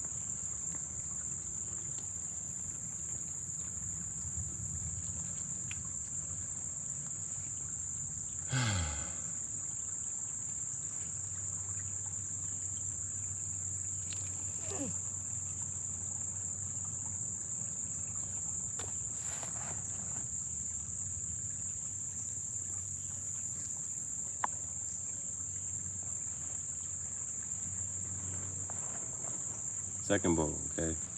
Second bowl, I'll play. We can play fetch. Okay? Second bowl. Once I get it lit up.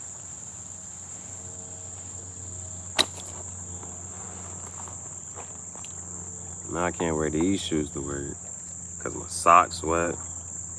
I realized I did not step in the water, bro. I don't know how these shoes got so wet.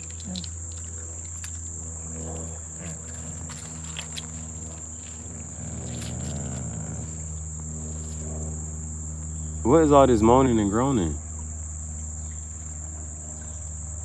You throwing a fit? Okay, give me the stick. Give me the stick. Give it to me.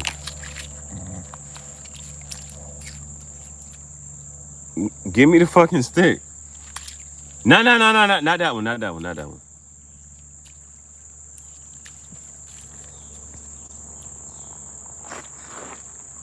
If you give it to me, I'll throw it.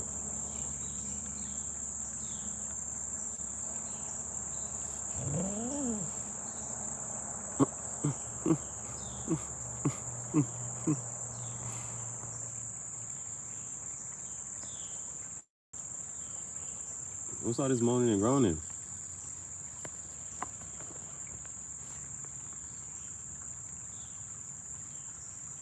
You got the iPad wet.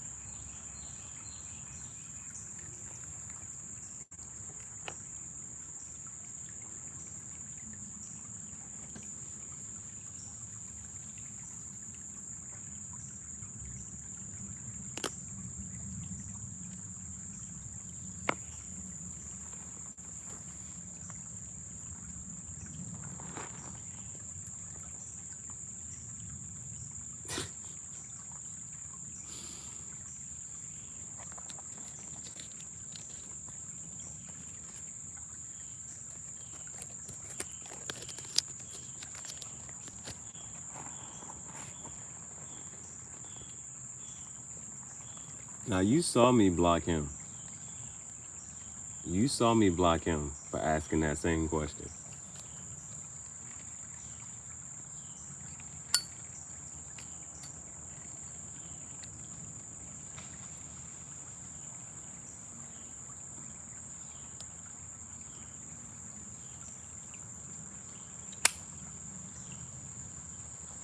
The question is, what are you doing? Not what am I doing? You see what I'm doing.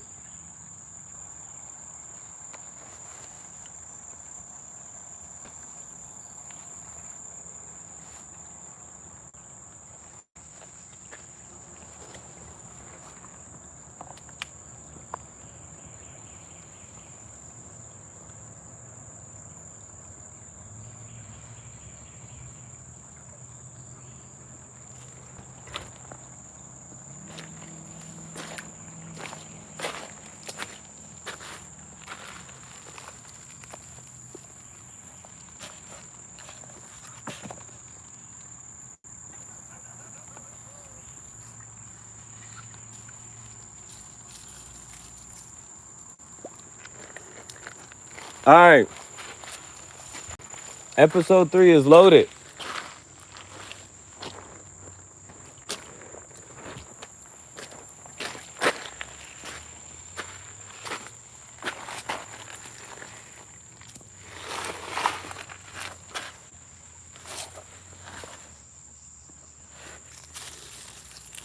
Episode 3 is premiering.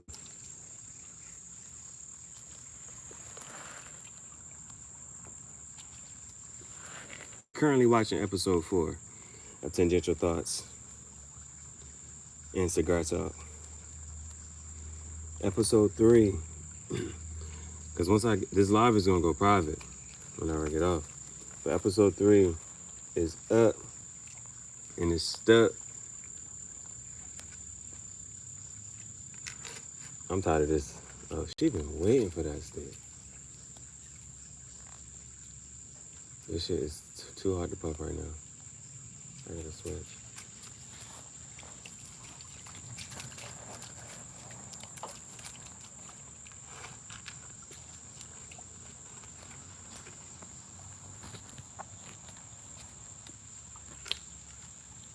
She been wanting to play with that stick for the whole time. That's all she wanted.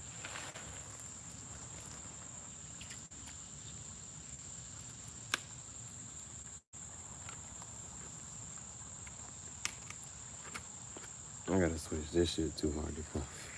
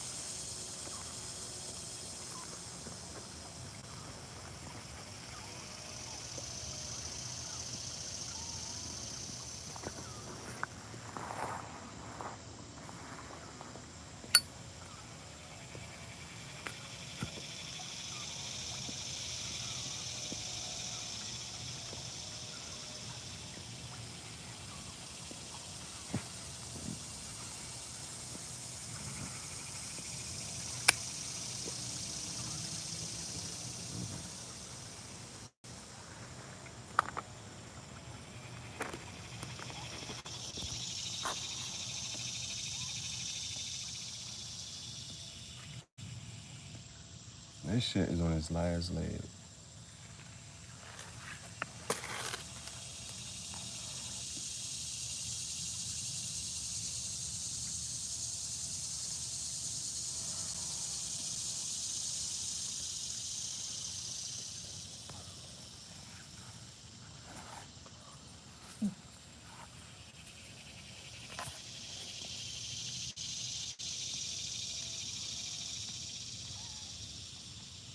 Yes, ma'am. How can I help you? How can I be of service to you? Where the stick at? I promise you the second bowl. Where the stick at?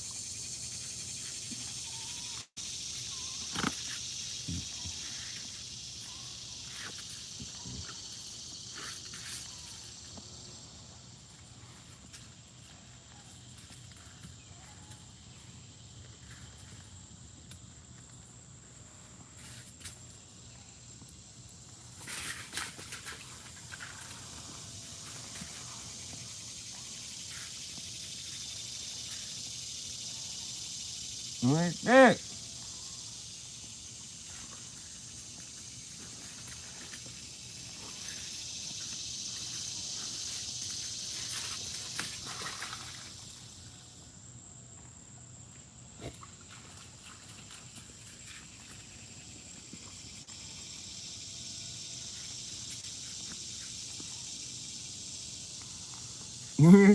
Give me the stick, Bailey.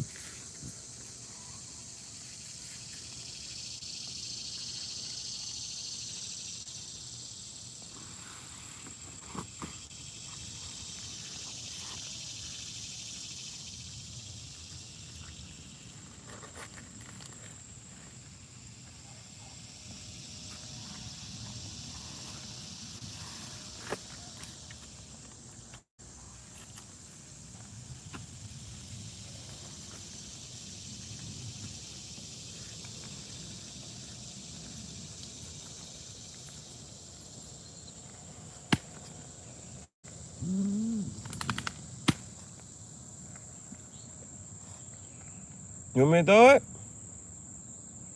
Give me the stick.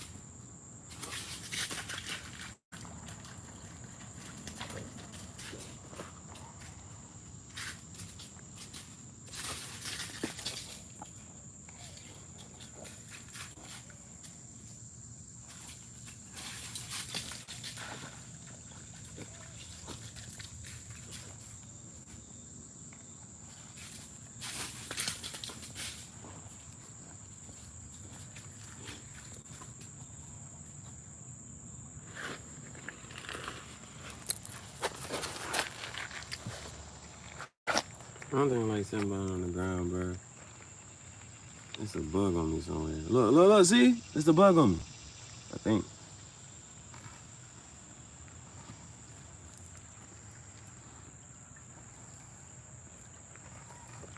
Shut the fuck up.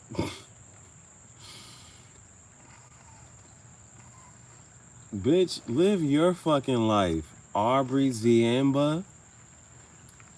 No Drake Aubrey. Live your fucking life. Who do you think you are to tell me what the fuck to do? Let's start there. Who the fuck do you think you are to tell somebody you don't know what the fuck to do?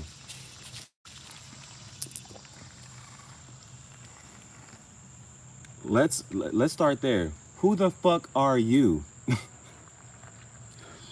to tell me or anybody else that you do not know what the fuck to do with their life? Live your fucking life the best way that you can.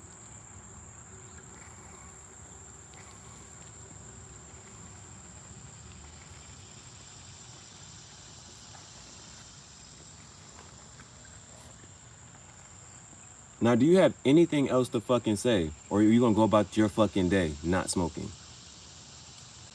Let me know if you have anything else to fuck to say. Dumbass. Dumbass number 2. You're dumbass number 2 for today. I'm not calling you by your fucking name, whatever you fuck you wanna go by. You are now known as dumbass number 2. Do you have anything else to fucking say? Cause you are nobody the fuck to me. As I continue to do what you tell me not to do.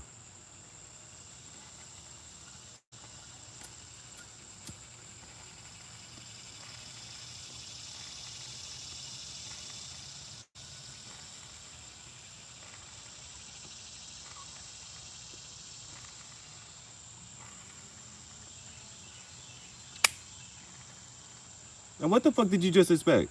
Did you expect for you to say, stop smoking, and I'm gonna put my pipe down? Fuck no. What the fuck did you expect to happen? Did you think that you had any fucking type of power? Did you think that you this is the shit I gotta say serious. It's like, who the fuck are you, bro? That is the funniest shit ever.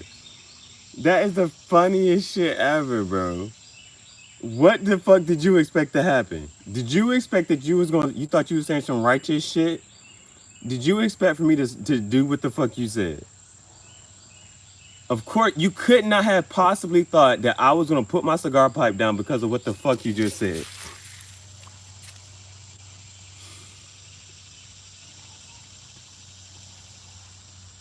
Nowhere in your rabbit picking mind did you think that shit.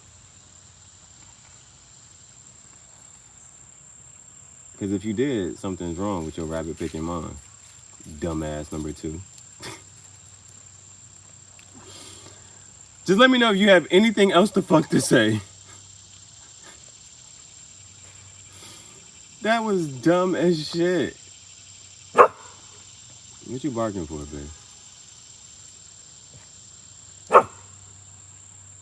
I don't know. I think certain people think that niggas gonna listen to them. I think certain people think that what they have to say is more important. I think certain people think that what they say is fucking important.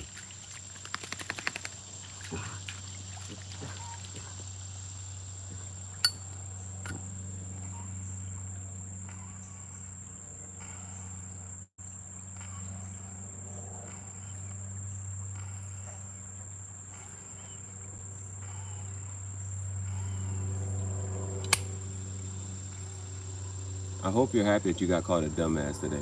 You earned that shit.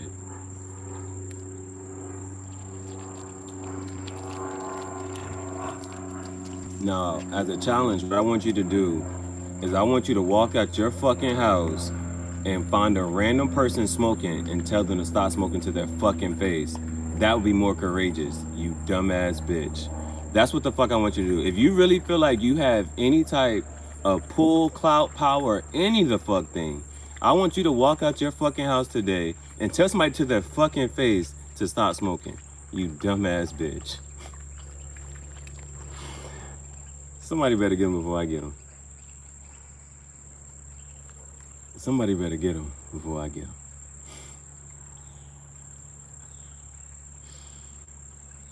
Aubrey's one of them fucking unisex names. You don't know if that's a nigga or a bitch. But you just a bitch ass nigga. You just care like, you dumbass bitch. Aubrey's in bed. I'm waiting for you to say something to fuck back so I can humble you the fuck more. So I can let you know how fucking unimportant you the fuck are. Let me say some uplifting shit. I hope you get everything that you fucking deserve. Because sometimes we get things that we don't fucking deserve. That was my prayer for you.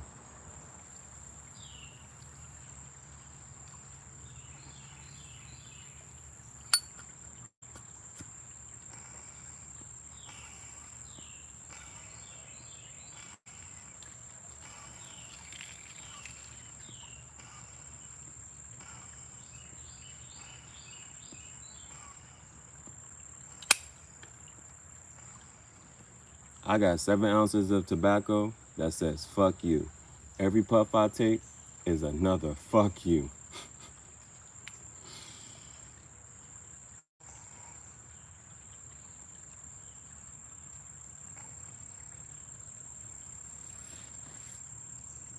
We're on the bowl number 3. We're on the bowl number 3. Now, if I so happen to get through these 7 ounces, if enough people can tell me to stop smoking, keep me smoking. Because one thing about life, this train gonna keep on rolling.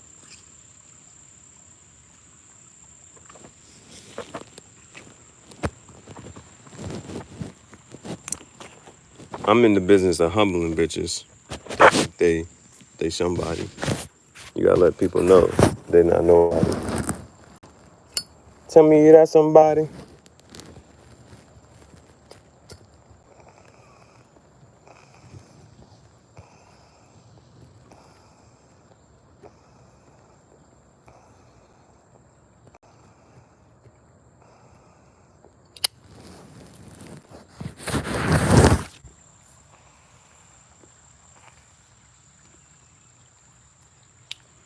This is Cigar Talk Podcast.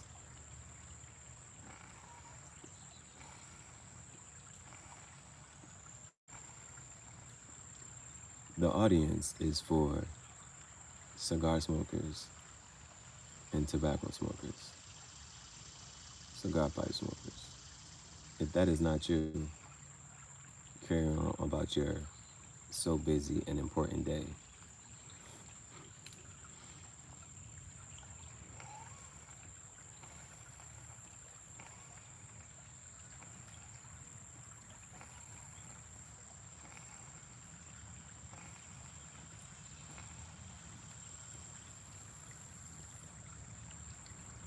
Okay, I'm Breezy Ambet has been humbled for the fucking day.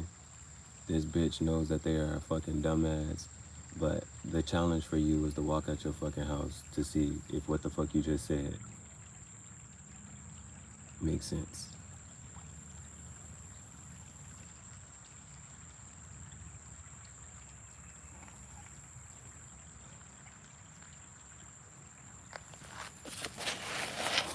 Gotta go back to the Italy pipe.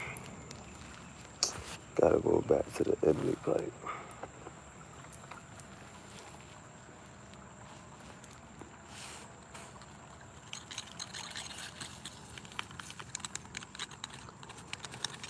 That's what I be trying to tell people.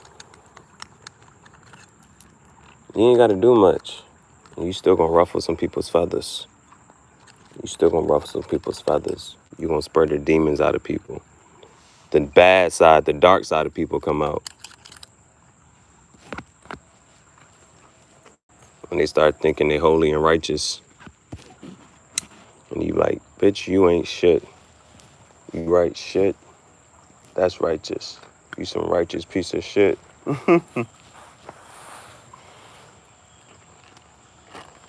Alright, now I know I cannot fill this one up all the way this time. I need to fill it up halfway.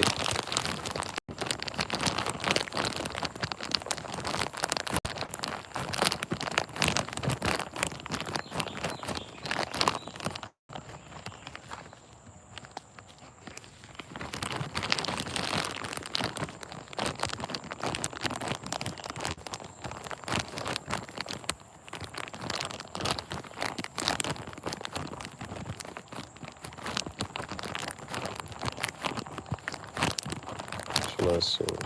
This should be a good fucking bowl. This should be a good bowl. You see how much room is left in there. You see how deep the bowl is. So once it gets lit, it's gonna rise a little bit. We gotta temper it back down. Again, I'm gonna try to use some matches.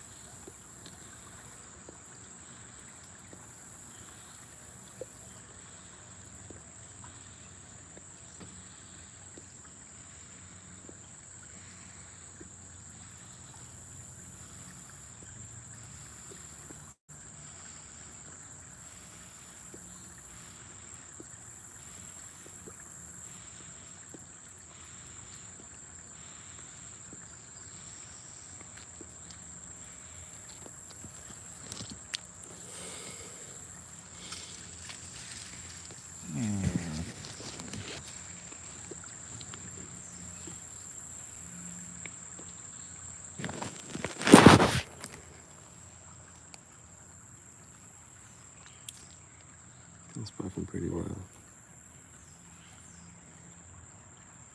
Italy.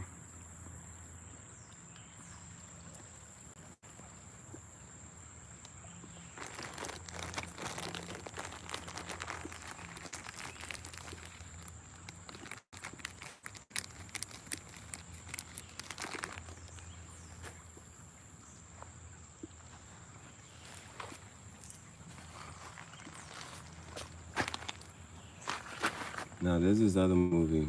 It's a World War II movie. I talked about this before. But they speak Italian.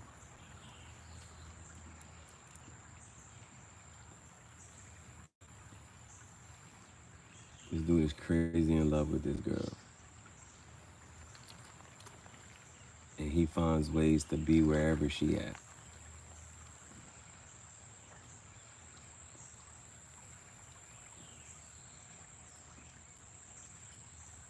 But every time he see her, he say, "Buongiorno, principessa."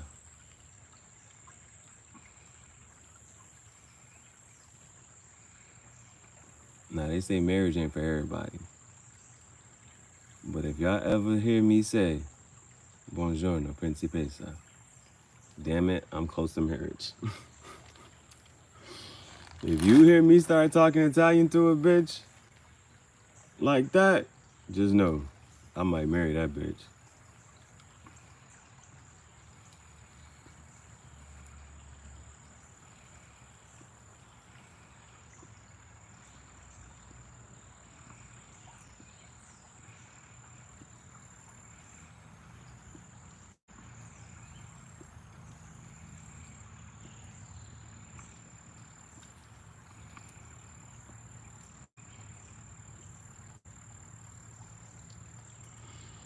She might be Italian.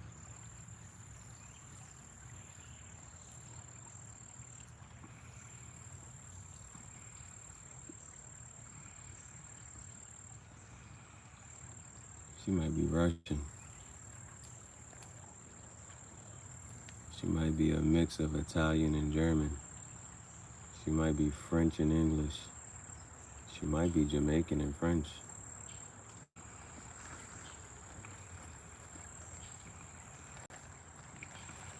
She might be Brazilian and Japanese.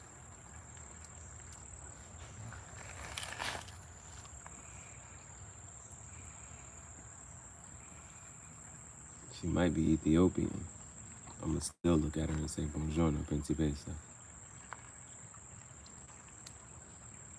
And we're gonna be in Italy on those little gondolas with the little man pedaling us. You ain't gonna see me.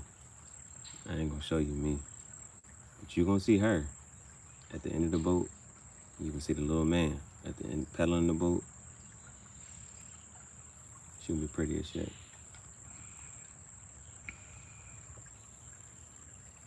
And the only thing you're gonna see from me is my fucking hand holding a cigar pipe. This shit gonna be like, he's gonna be like this. I'm gonna have a cigar pipe. And you gonna see her, and you gonna see the little man pedaling the boat.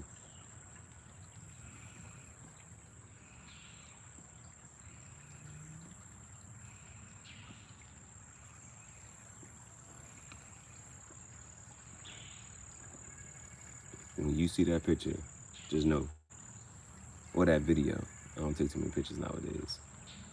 But if you see that video, just know, I'm that close to marriage.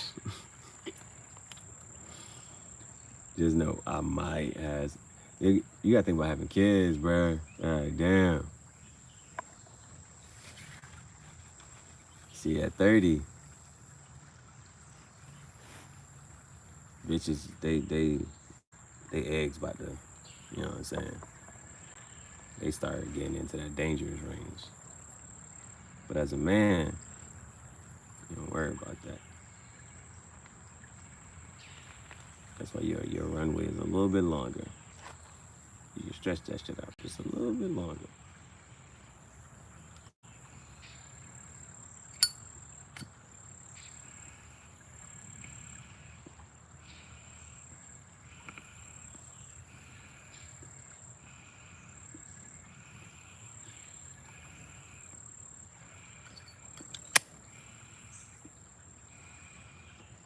But you just gotta think your kid's gonna grow up. My kid's not gonna be faster than me. Fuck that.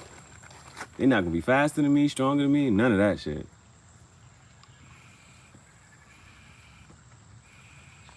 I'm gonna be beating my son up. I'm gonna have to be like, I'm gonna be 80 years old still beating my son. And they're like, damn, I still can't beat dad. My daughter, I'm gonna be racing my daughter. I'm like, nah, you still can't beat me. I'm like, yo, how she get so fast? She's like, yo, I used to race my dad all the time. I still can't beat him. Like, your dad faster than you? Yeah. Ain't he like 57? Yeah.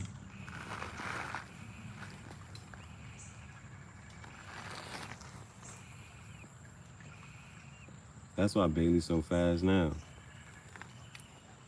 I gotta post that. That's the throwback video. I used to be running with Bailey. I'd be like, you gotta be faster than that. Come on, baby, you gotta catch up. I need you faster than that. She was a little pup. She was trying her hardest. Now I can't keep up with her.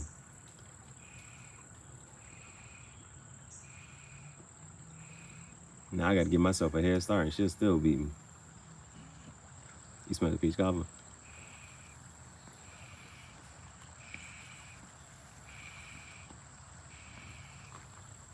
Oh, you want me to throw straight?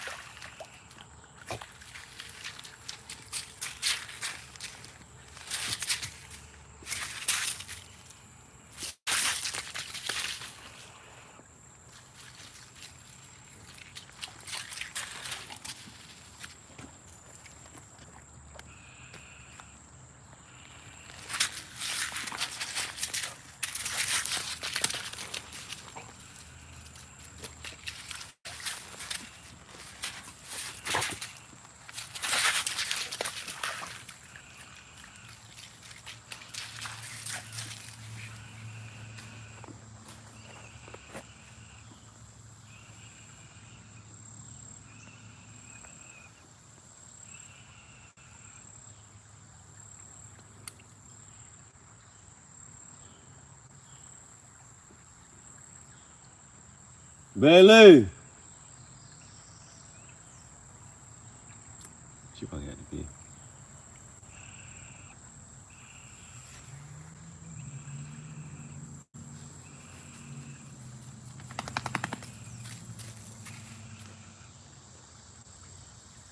You took it. I don't know where it's at. You didn't bring it back.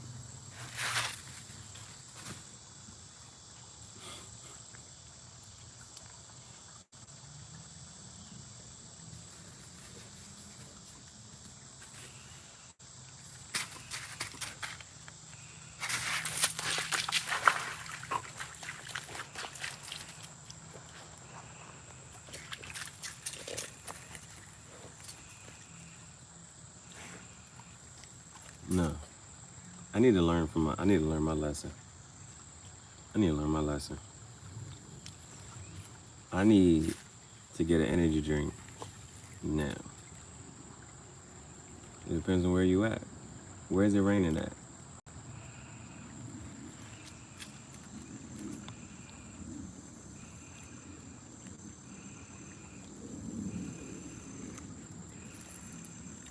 Where's it raining at? WYA.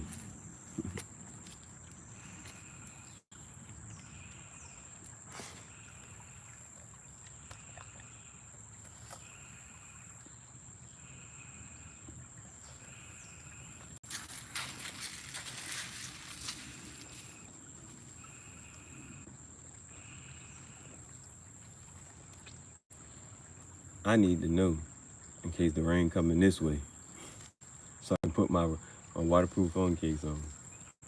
I can put my trench coat on and get some proper rainy visuals. Now, I may be able to smoke a cigar in the rain, but I know for a fact the cigar pipe not gonna go.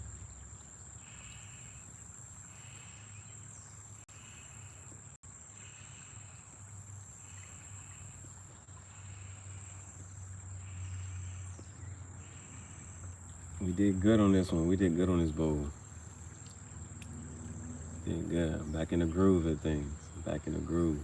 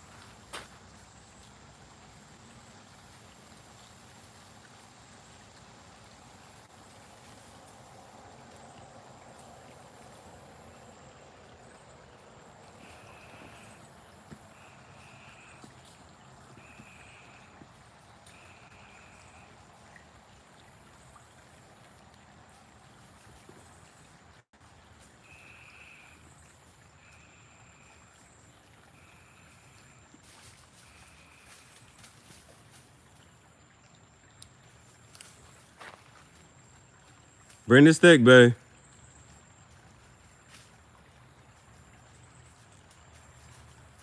Bailey. Bring the stick.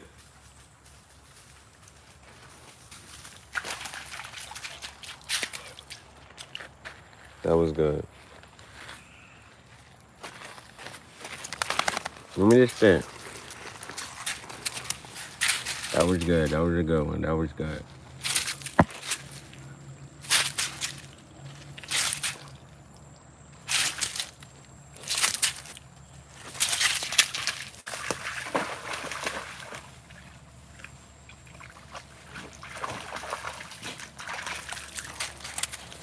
That's good. That's good.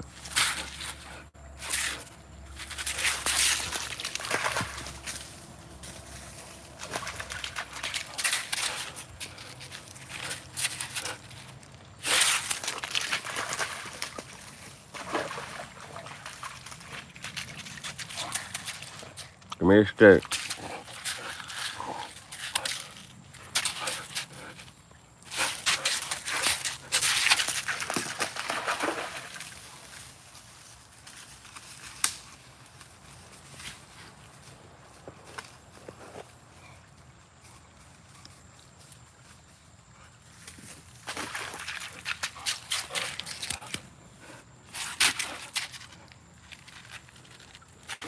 Ah!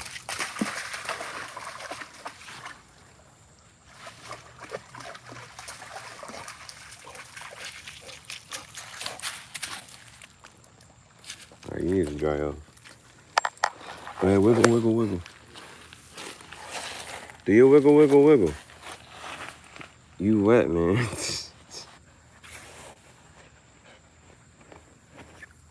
But I'd rather tie it around now.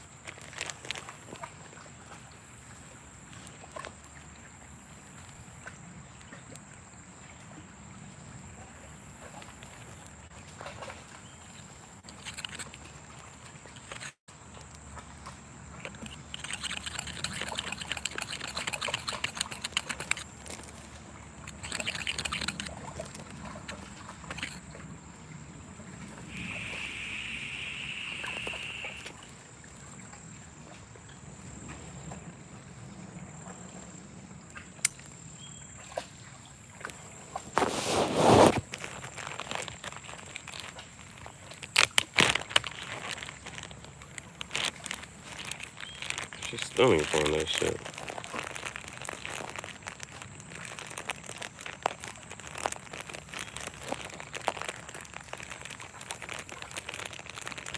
Just a Call of Duty reload moment. Alright, she busy.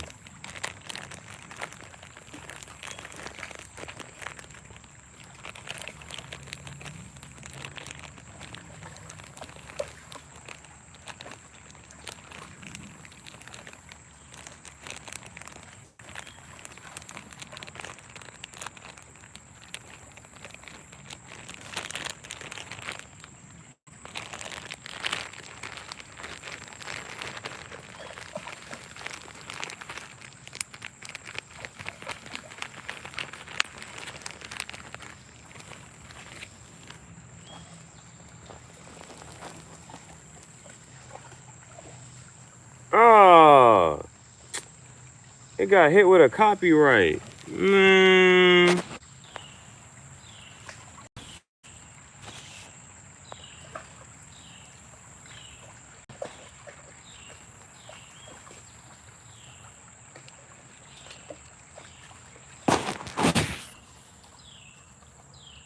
She realized I lost the stick.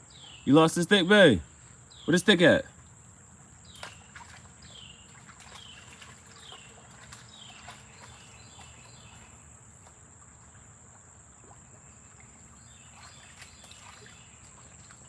That was a good ass start. I know it's all in the water.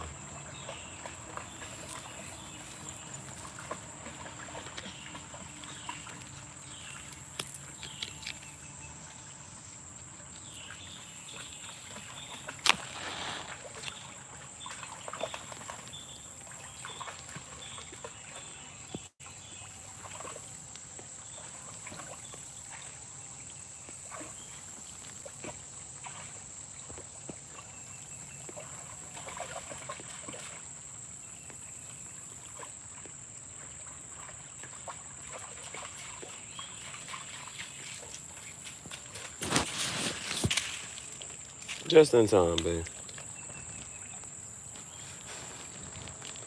Just in time.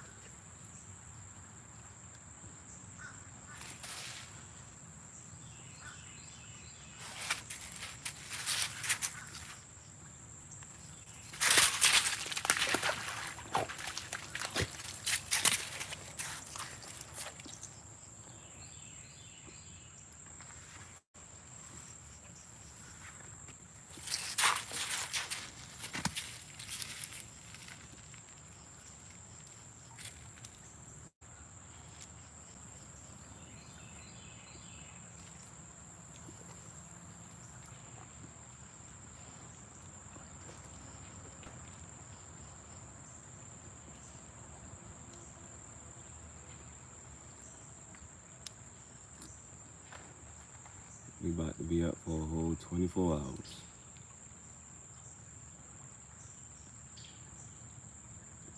I gotta figure out what time. I woke up yesterday.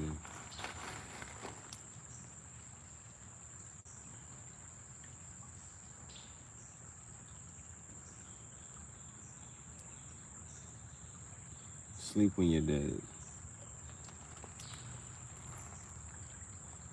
But rest if you must.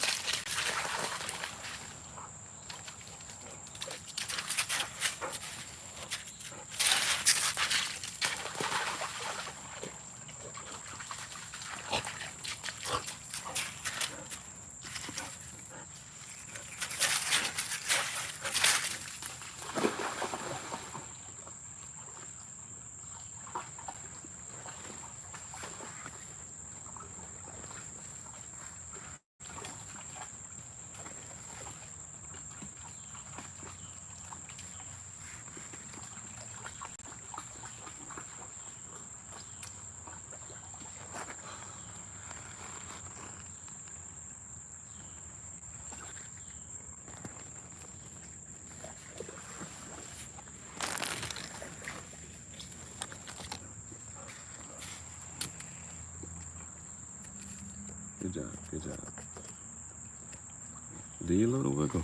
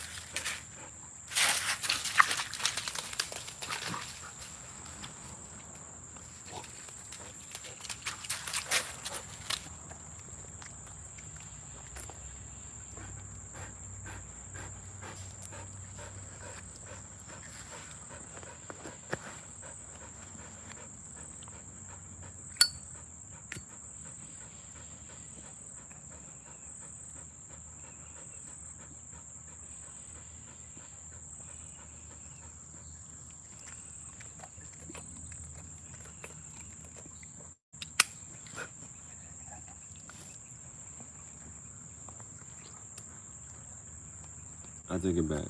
You know where I saw a girl smoking a cigar pipe? It was on this show called Little Fires Everywhere. Kerry Washington, I think was her name. She was also an artist and a photographer.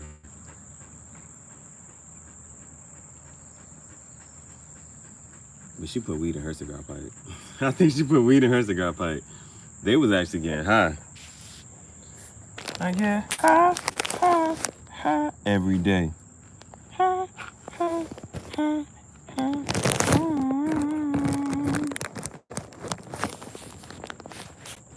Figueroa, did you find out something to do? So that you were no longer bored?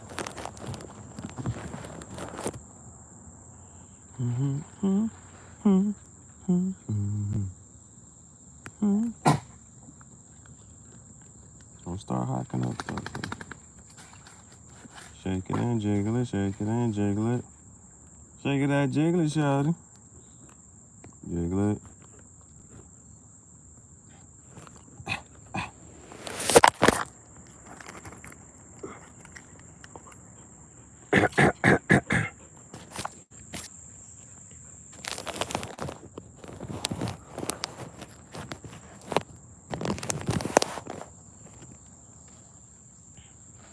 How old are you?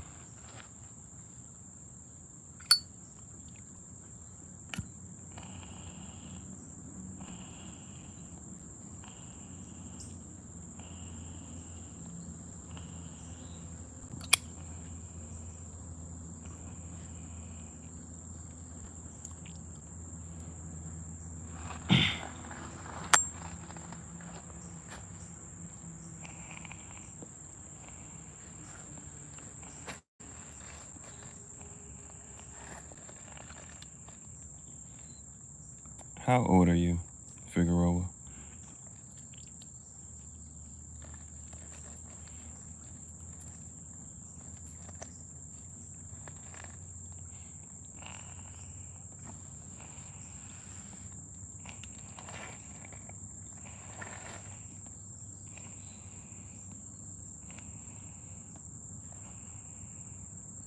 What do you do for a living?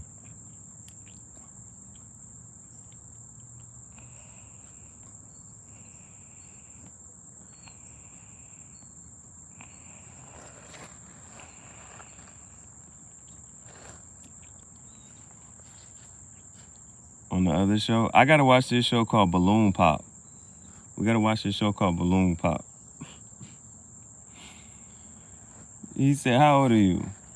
Nah, she like, what do you do for a living? She a social media agent. How many kids you got? She said 2. How many baby daddies? 2. So you ain't think to marry the second one? She said, nope. He said, you ain't made the first one or the second one? These questions you gotta ask, like, at this point, you gotta be asking me those type of questions. You got kids? How many? How many baby daddies? How many people? Because the junk, like I said, even though she had two baby daddies, anybody else has to kind of think like, man, is there baby daddy drama? Or is she she be the one causing the baby mama drama? You're like, man, do I want to deal with that? Do I want to deal with that? That's what they call baggage. She now has evidence and proof. Now, some people be having emotional damage and baggage. Can't see that shit until you in it. But he said, you can't hide who you are for too long. You can't hide who you are for too long. That's why they say, how long does it take to know somebody? They say 2 years. Within that 2 years, you will have seen how that person acts and behaves and talks when they're angry, when they're sad, when they're happy, and all of that. So I think it's a quote from Tyler Perry. You got to see a person and all of those. I think there are 6 emotional states that are universal: anger, happiness, sadness or grief. I can't really think of the other 2 right now, but I have my iPad, so let's Google it. What are the 6, I think it's 6 universal languages, emotional ones that anybody can tell. It doesn't matter what language a person speaks. You can just visually see it. You can visually see it.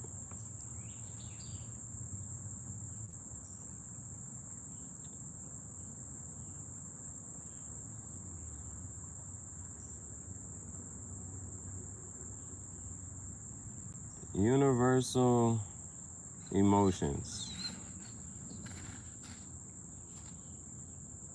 Some people say it's 8. Some people say it's 7. What are the 8 universal?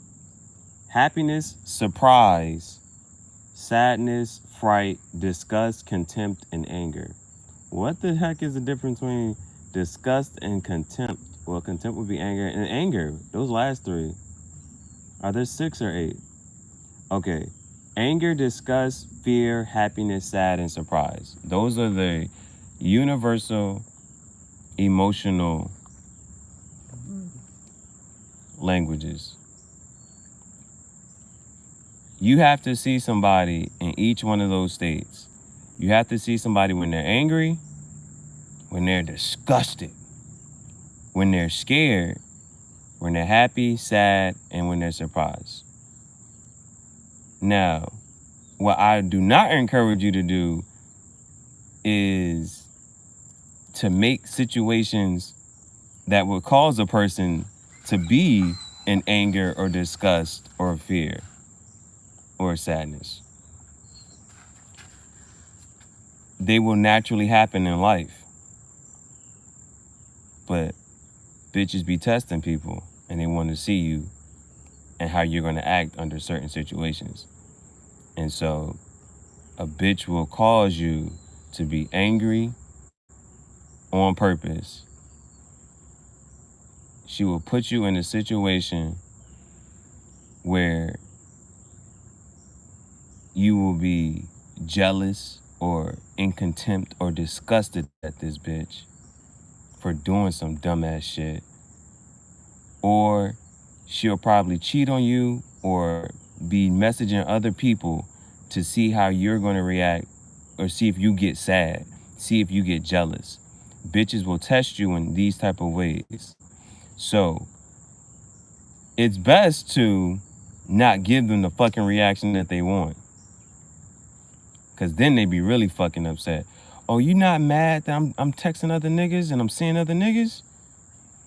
Why would I be mad that your character is showing? You not mad that I just did X, Y, and Z and I'm cussing you out and I hit you and da-da-da, boom, boom, boom? Why would I be mad when your character is showing? Bitches will test you and put you in these type of situations to see how you act under duress and under stress. Now, some bitches do it on purpose. Some people just do it naturally. They be trying to see. It be deers out here. If I see a deer, if I see Bambi, I'm chasing it. If I see Bambi, I'm chasing that bitch. Cause I be trying to stand still, and then Bailey will go chase the shit. So we're gonna chase Bambi today. Now you know it'd be crazy if I saw a deer and I shot it. I'd be like, it's July, it's fireworks, there's fireworks going off. Have a whole carcass out here in the back. But they say you should see somebody in these type of emotional states. Now, if you just let life play out, work will cause them to be distressed. Somebody at work, it's some other stuff that will cause them. Home is not the place where these negative parts should be popping up. It'll just pop up in life naturally. And then you get to see how somebody handles their anger, how somebody handles their sadness. And you just got to respect that. You got to respect that. I'm glad that you can say that. You got to be able to respect that. However they handle it. Now, depending on how much you care about them, you can help them find other coping mechanisms or defense mechanisms so that they're not so they don't bottle up their emotions, or so they don't outlash, you know what I'm saying, and do anything like that.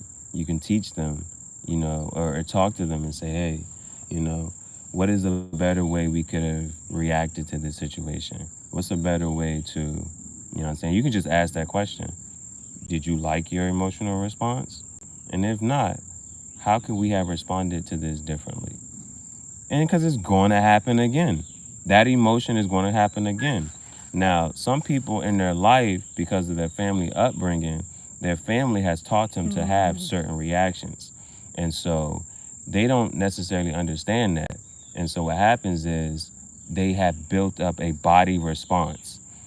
Emotions are just your body's response. You know what I'm saying? For instance, when you get angry, your face may tense up. Your brows may furrow. Your hands get sweaty or something. That, like, your body has emotional responses.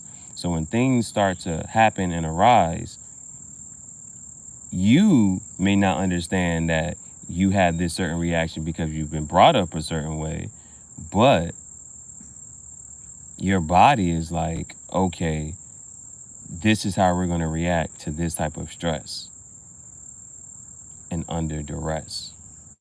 Now, after growing up for so long, it's kind of hard, you know what I'm saying? Another quote that I like is, the chains of habits are too light to be felt until they're too heavy to be broken. By the time you realize that I have a habit that I need to change, it's too late. Once you realize that you have a habit that's hard, and it's kind of hard to break, you don't notice that shit in the beginning. So you grow up, you're now an adult who doesn't know how to handle things the right way. And everybody kind of goes through it. Everybody comes to go through it. I went through it, you know what I'm saying? But my ex, in college, she was trying. She was really trying her best. And I don't think I just reacted the right way. I don't think I reacted the right way. So, but that's for me to go through and understand and learn. And at some point, now another part of it is self-reflection. A lot of people just don't self-reflect. And they do a lot of different activities so that they don't have to self-reflect and say, you know what, I'm going to do this, I'm going to do this. But at some point in time, it catches up to everybody and it's like, damn, what the fuck was I doing back in this day? Why did I treat this person this way? Why did I talk this way? Why did I do certain things? It catches up to them at a certain point. And then they be like, let me get high because I don't want to think about this shit for too long. But if you wrestle with it, it'll teach you. Damn, okay, it's some shit I got to work on. Because it's going to keep happening. They say Earth is a school. Earth is a school. You're supposed to learn your lesson. And you're going to keep learning. You're going to keep going through the same things that same demon gonna pop up in a different person. Bailey, where's the stick at, bro? That same situation gonna pop up in a different person. And you can be like, I knew something was... It's gotta be up to you to be like, you know what? This time I'm gonna carry it this time. You gotta keep trying shit, don't work, trying shit. It's finally gonna work at some point. You gotta learn your fucking lesson.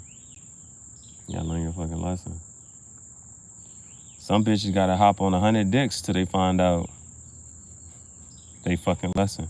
They gotta fuck around and find out. Some bitches like fucking around and finding out. And then they fucking catch up to them. They're like, damn, you know what I found out? And the nigga be like, it took you that long to find out? That's some shit. I ain't even got my fucking cigar pipe. My cigar pipe not even fucking lit.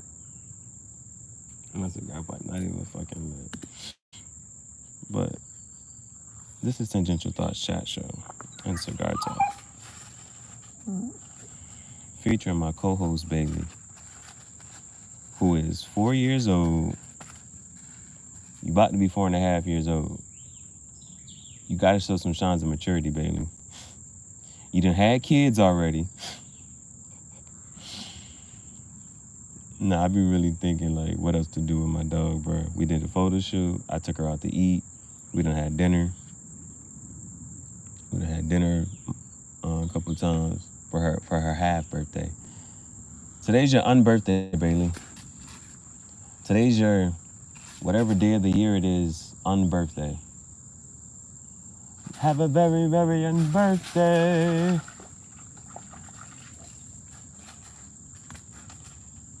But y'all gotta, they don't make cartoons like they used to no more, man.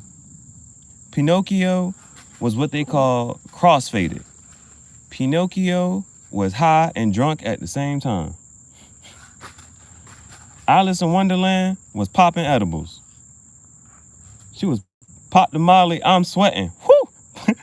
Alice in Wonderland was on a Molly. She was on a bean, boy. She might have took some LSD. She took a couple of them things. I think she was finding a little floating thing in the bottle. That whole thing, that cat was disappearing. The cat was like, who are you? Alice in Wonderland had an LSD trip. Alice in Wonderland had an LSD trip. Pinocchio was drunk and high, and these are the classic cartoons. I don't know what lesson they was trying to teach us. I'm out here smoking my cigar pipe. I used to like Popeye. I'm like, yeah, Popeye.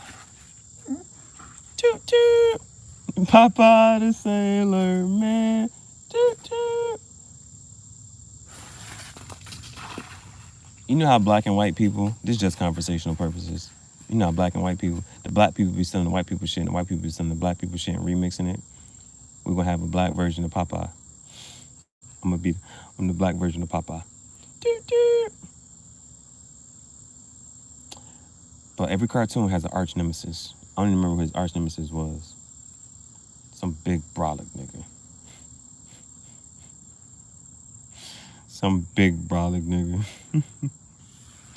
Toot toot.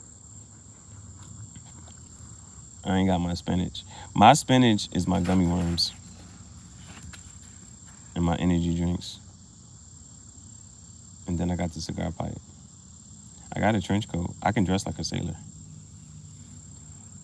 What was the saying back in... Oh, let me drive the boat.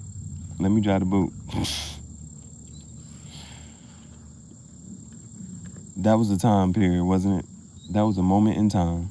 Let me drive the boat. I don't even know who that came from. I don't know who started that. It might have been Megan Thee Stallion. It might have been Meg. I don't know who said that first. We gotta bring that back. That was a good time.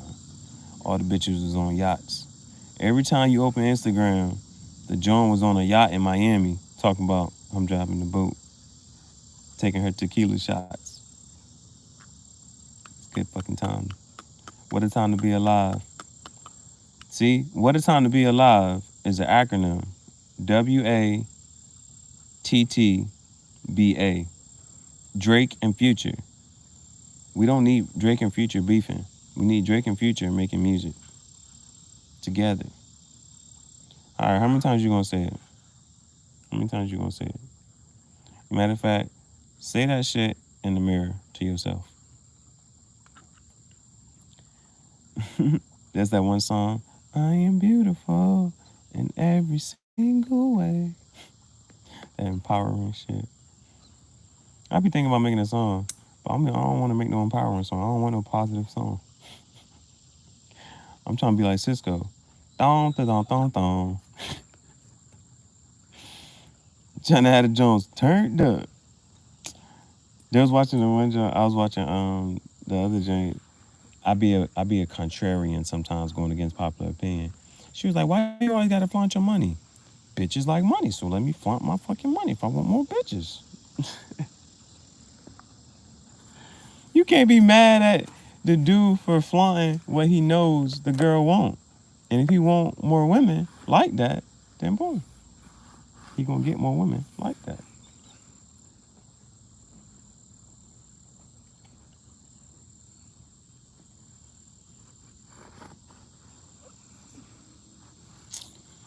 Give me the stick.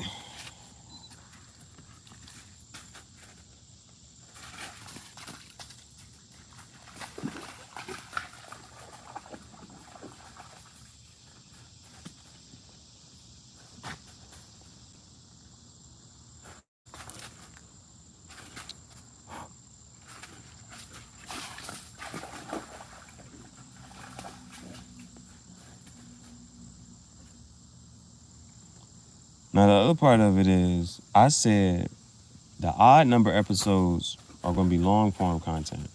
The even number episodes are going to be lives.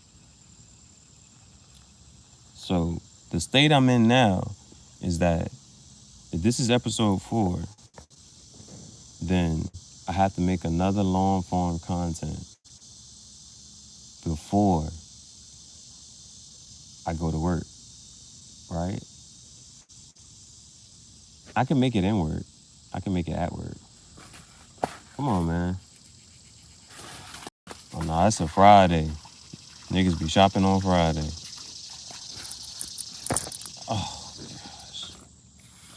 Oh, gosh. Anyway. But yeah, man, on a Friday night, Saturday night, damn.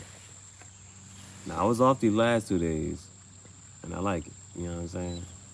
I can get to, when I re-up, I ain't got to rush to re-up. I ain't got to rush to work after that. But Friday and Saturday, that's when people come in at night around 9:30. Anybody that come in between 10 o'clock and 12 o'clock, they be stragglers with bad intentions.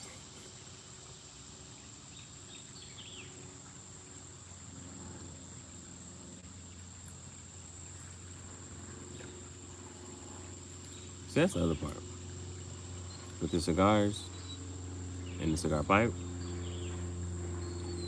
The cigar pipe, I'm like, damn, let me put this shit down. It'll slow me down. The cigars, it ain't no slowing me down. If you put 100 cigars in front of me, I'm gonna smoke all them bitches back to back. Non-stop. As soon as I finish one, I'll be like, damn, light up another one. Hey, hey, baby. Hey, baby. Down, down, down. Hey, baby. Hey, baby. Down, down, down. I don't want to throw this stick no more, baby. I'm dirty. You dirty. You gotta dry off. I gotta dry off. I don't want to throw this stick no more.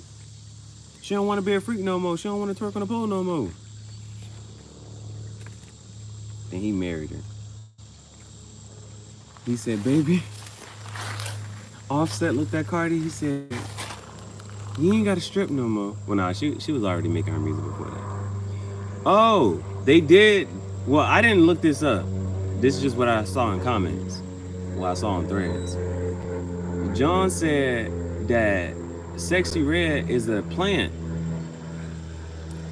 She said that Sexy Red has a white, all white YouTube media team. They said she's a social media plant. And it was like, you should have known. Because her music is not good.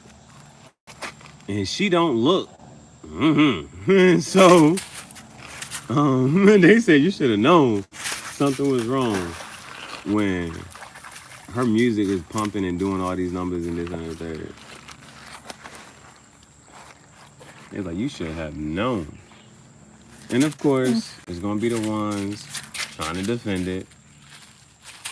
But you gotta sit there and think, is that really the image that you want portrayed of black women? Is Sexy Red the image of black women? Is that who y'all want to be y'all spokesperson? Now, who you not gonna knock is Glorilla. Glorilla, you know her fucking story. You sit down and that shit don't fucking change. She tell you as is. She from Memphis. She say Merz it.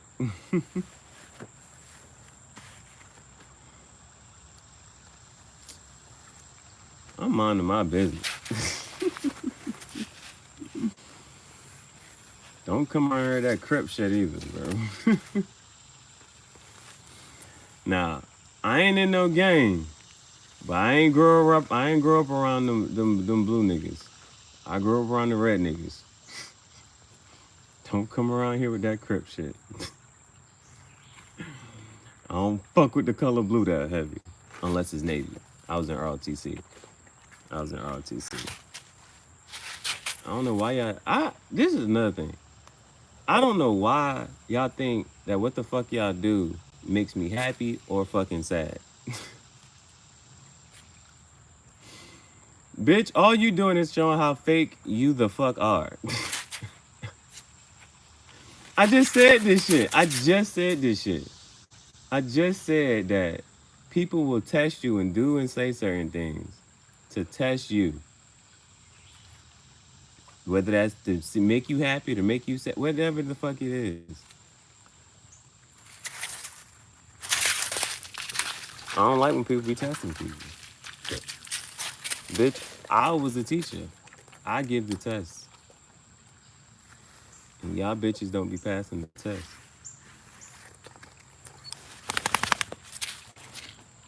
So we gotta block another fucking person.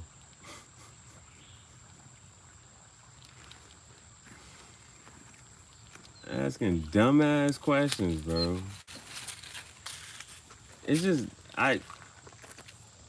what the fuck?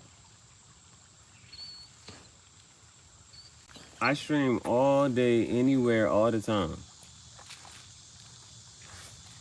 Why the fuck aren't you in a forest? You know how they say, go touch grass, bitch. Go touch ground, get grounded. I show y'all a whole bunch of healthy, positive shit. And niggas can't get with it. That ain't for me, man. It's for y'all to fucking wrestle with that shit. Bitch, go to the fucking forest. Try the shit. Spend your time in the fucking forest. You know what they say? Be like Christ. Be like Jesus. That nigga was in the forest for fucking 40 days and 40 nights. Why the fuck don't you go to the forest more often, bitch? Gonna ask me why the fuck I'm in the woods. Bitch, why the fuck aren't you in the woods? I'm by water. Go be near some fucking water. I'm tired of cussing y'all the fuck out. Tired of niggas asking dumbass questions. Why the fuck you gonna ask me what I'm doing and you see me doing what I'm doing? Bitch, if I ask you what am I doing, matter of fact, if somebody asks you what am I doing, you could tell them.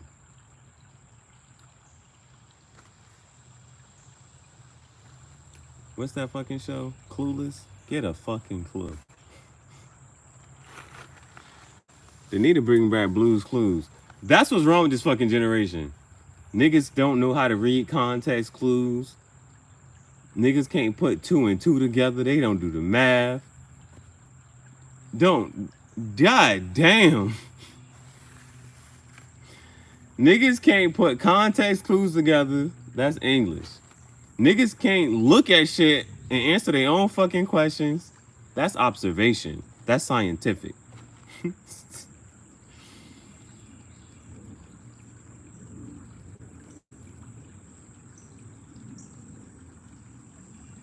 Oh no, don't you get tired of niggas asking dumbass questions? And it's like, you could very well answer your own fucking question. Why the fuck did you ask that shit? And that's why I sit there and say, I gotta say, were you trying to insult? Were you trying to joke? Shit don't even be funny, bro. Rule number 2, if you want to make a fucking joke, know I'm a bigger joker. This ain't spades. Rule number 1, men don't say hi. Bitches say hi. Don't say hi to me, bitch. Rule number 3, don't say some shit in the chat that you wouldn't say to me in my fucking face in person. Wanna know why? Because if you saw me in the woods, the same question would be, well, why the fuck are you in the woods, right? Otherwise, you would not see me. Why? Because you don't be in the fucking woods. So, don't ask me no fucking question that you would not ask to me in my face. Because I just might answer that shit. Probably. Or I'm going to look at you like you dumb and let you answer the shit. You ever just sit there and just let somebody just sit there and talk? And then they start trying to infer how you feel. They start, when somebody sitting there and think, like, in your head, you be like, you dumbass bitch. But they sitting there, are you sad right now? Are you mad? No, I'm not. Are you sad or are you mad? Are you uncomfortable? And if you are, you need to do something different. I'm chilling like a villain.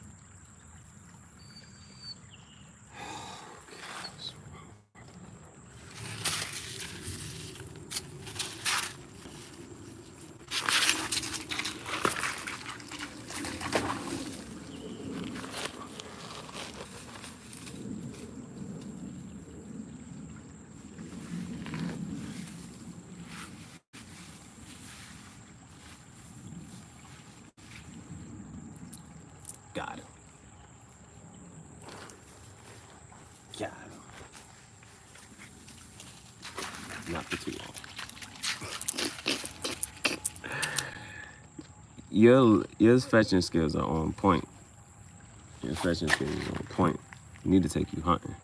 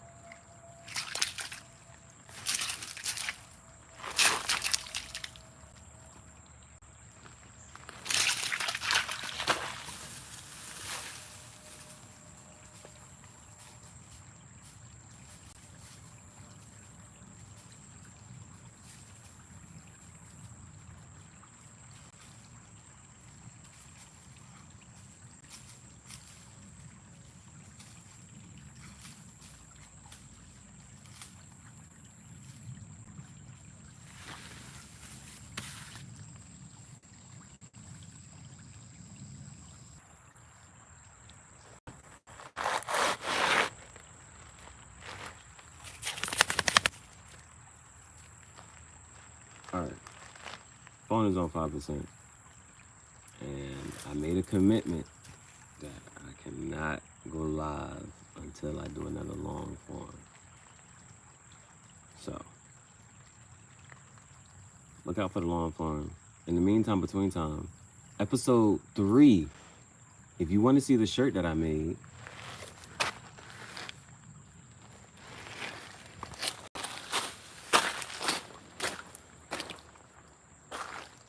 If you want to see this shirt, check out episode 3. Let me know what you think about the shirt that I made. Give me a little preview. Give me a little preview. You know what I'm saying? But episode 3 is now live on the channel. Let me know what you think.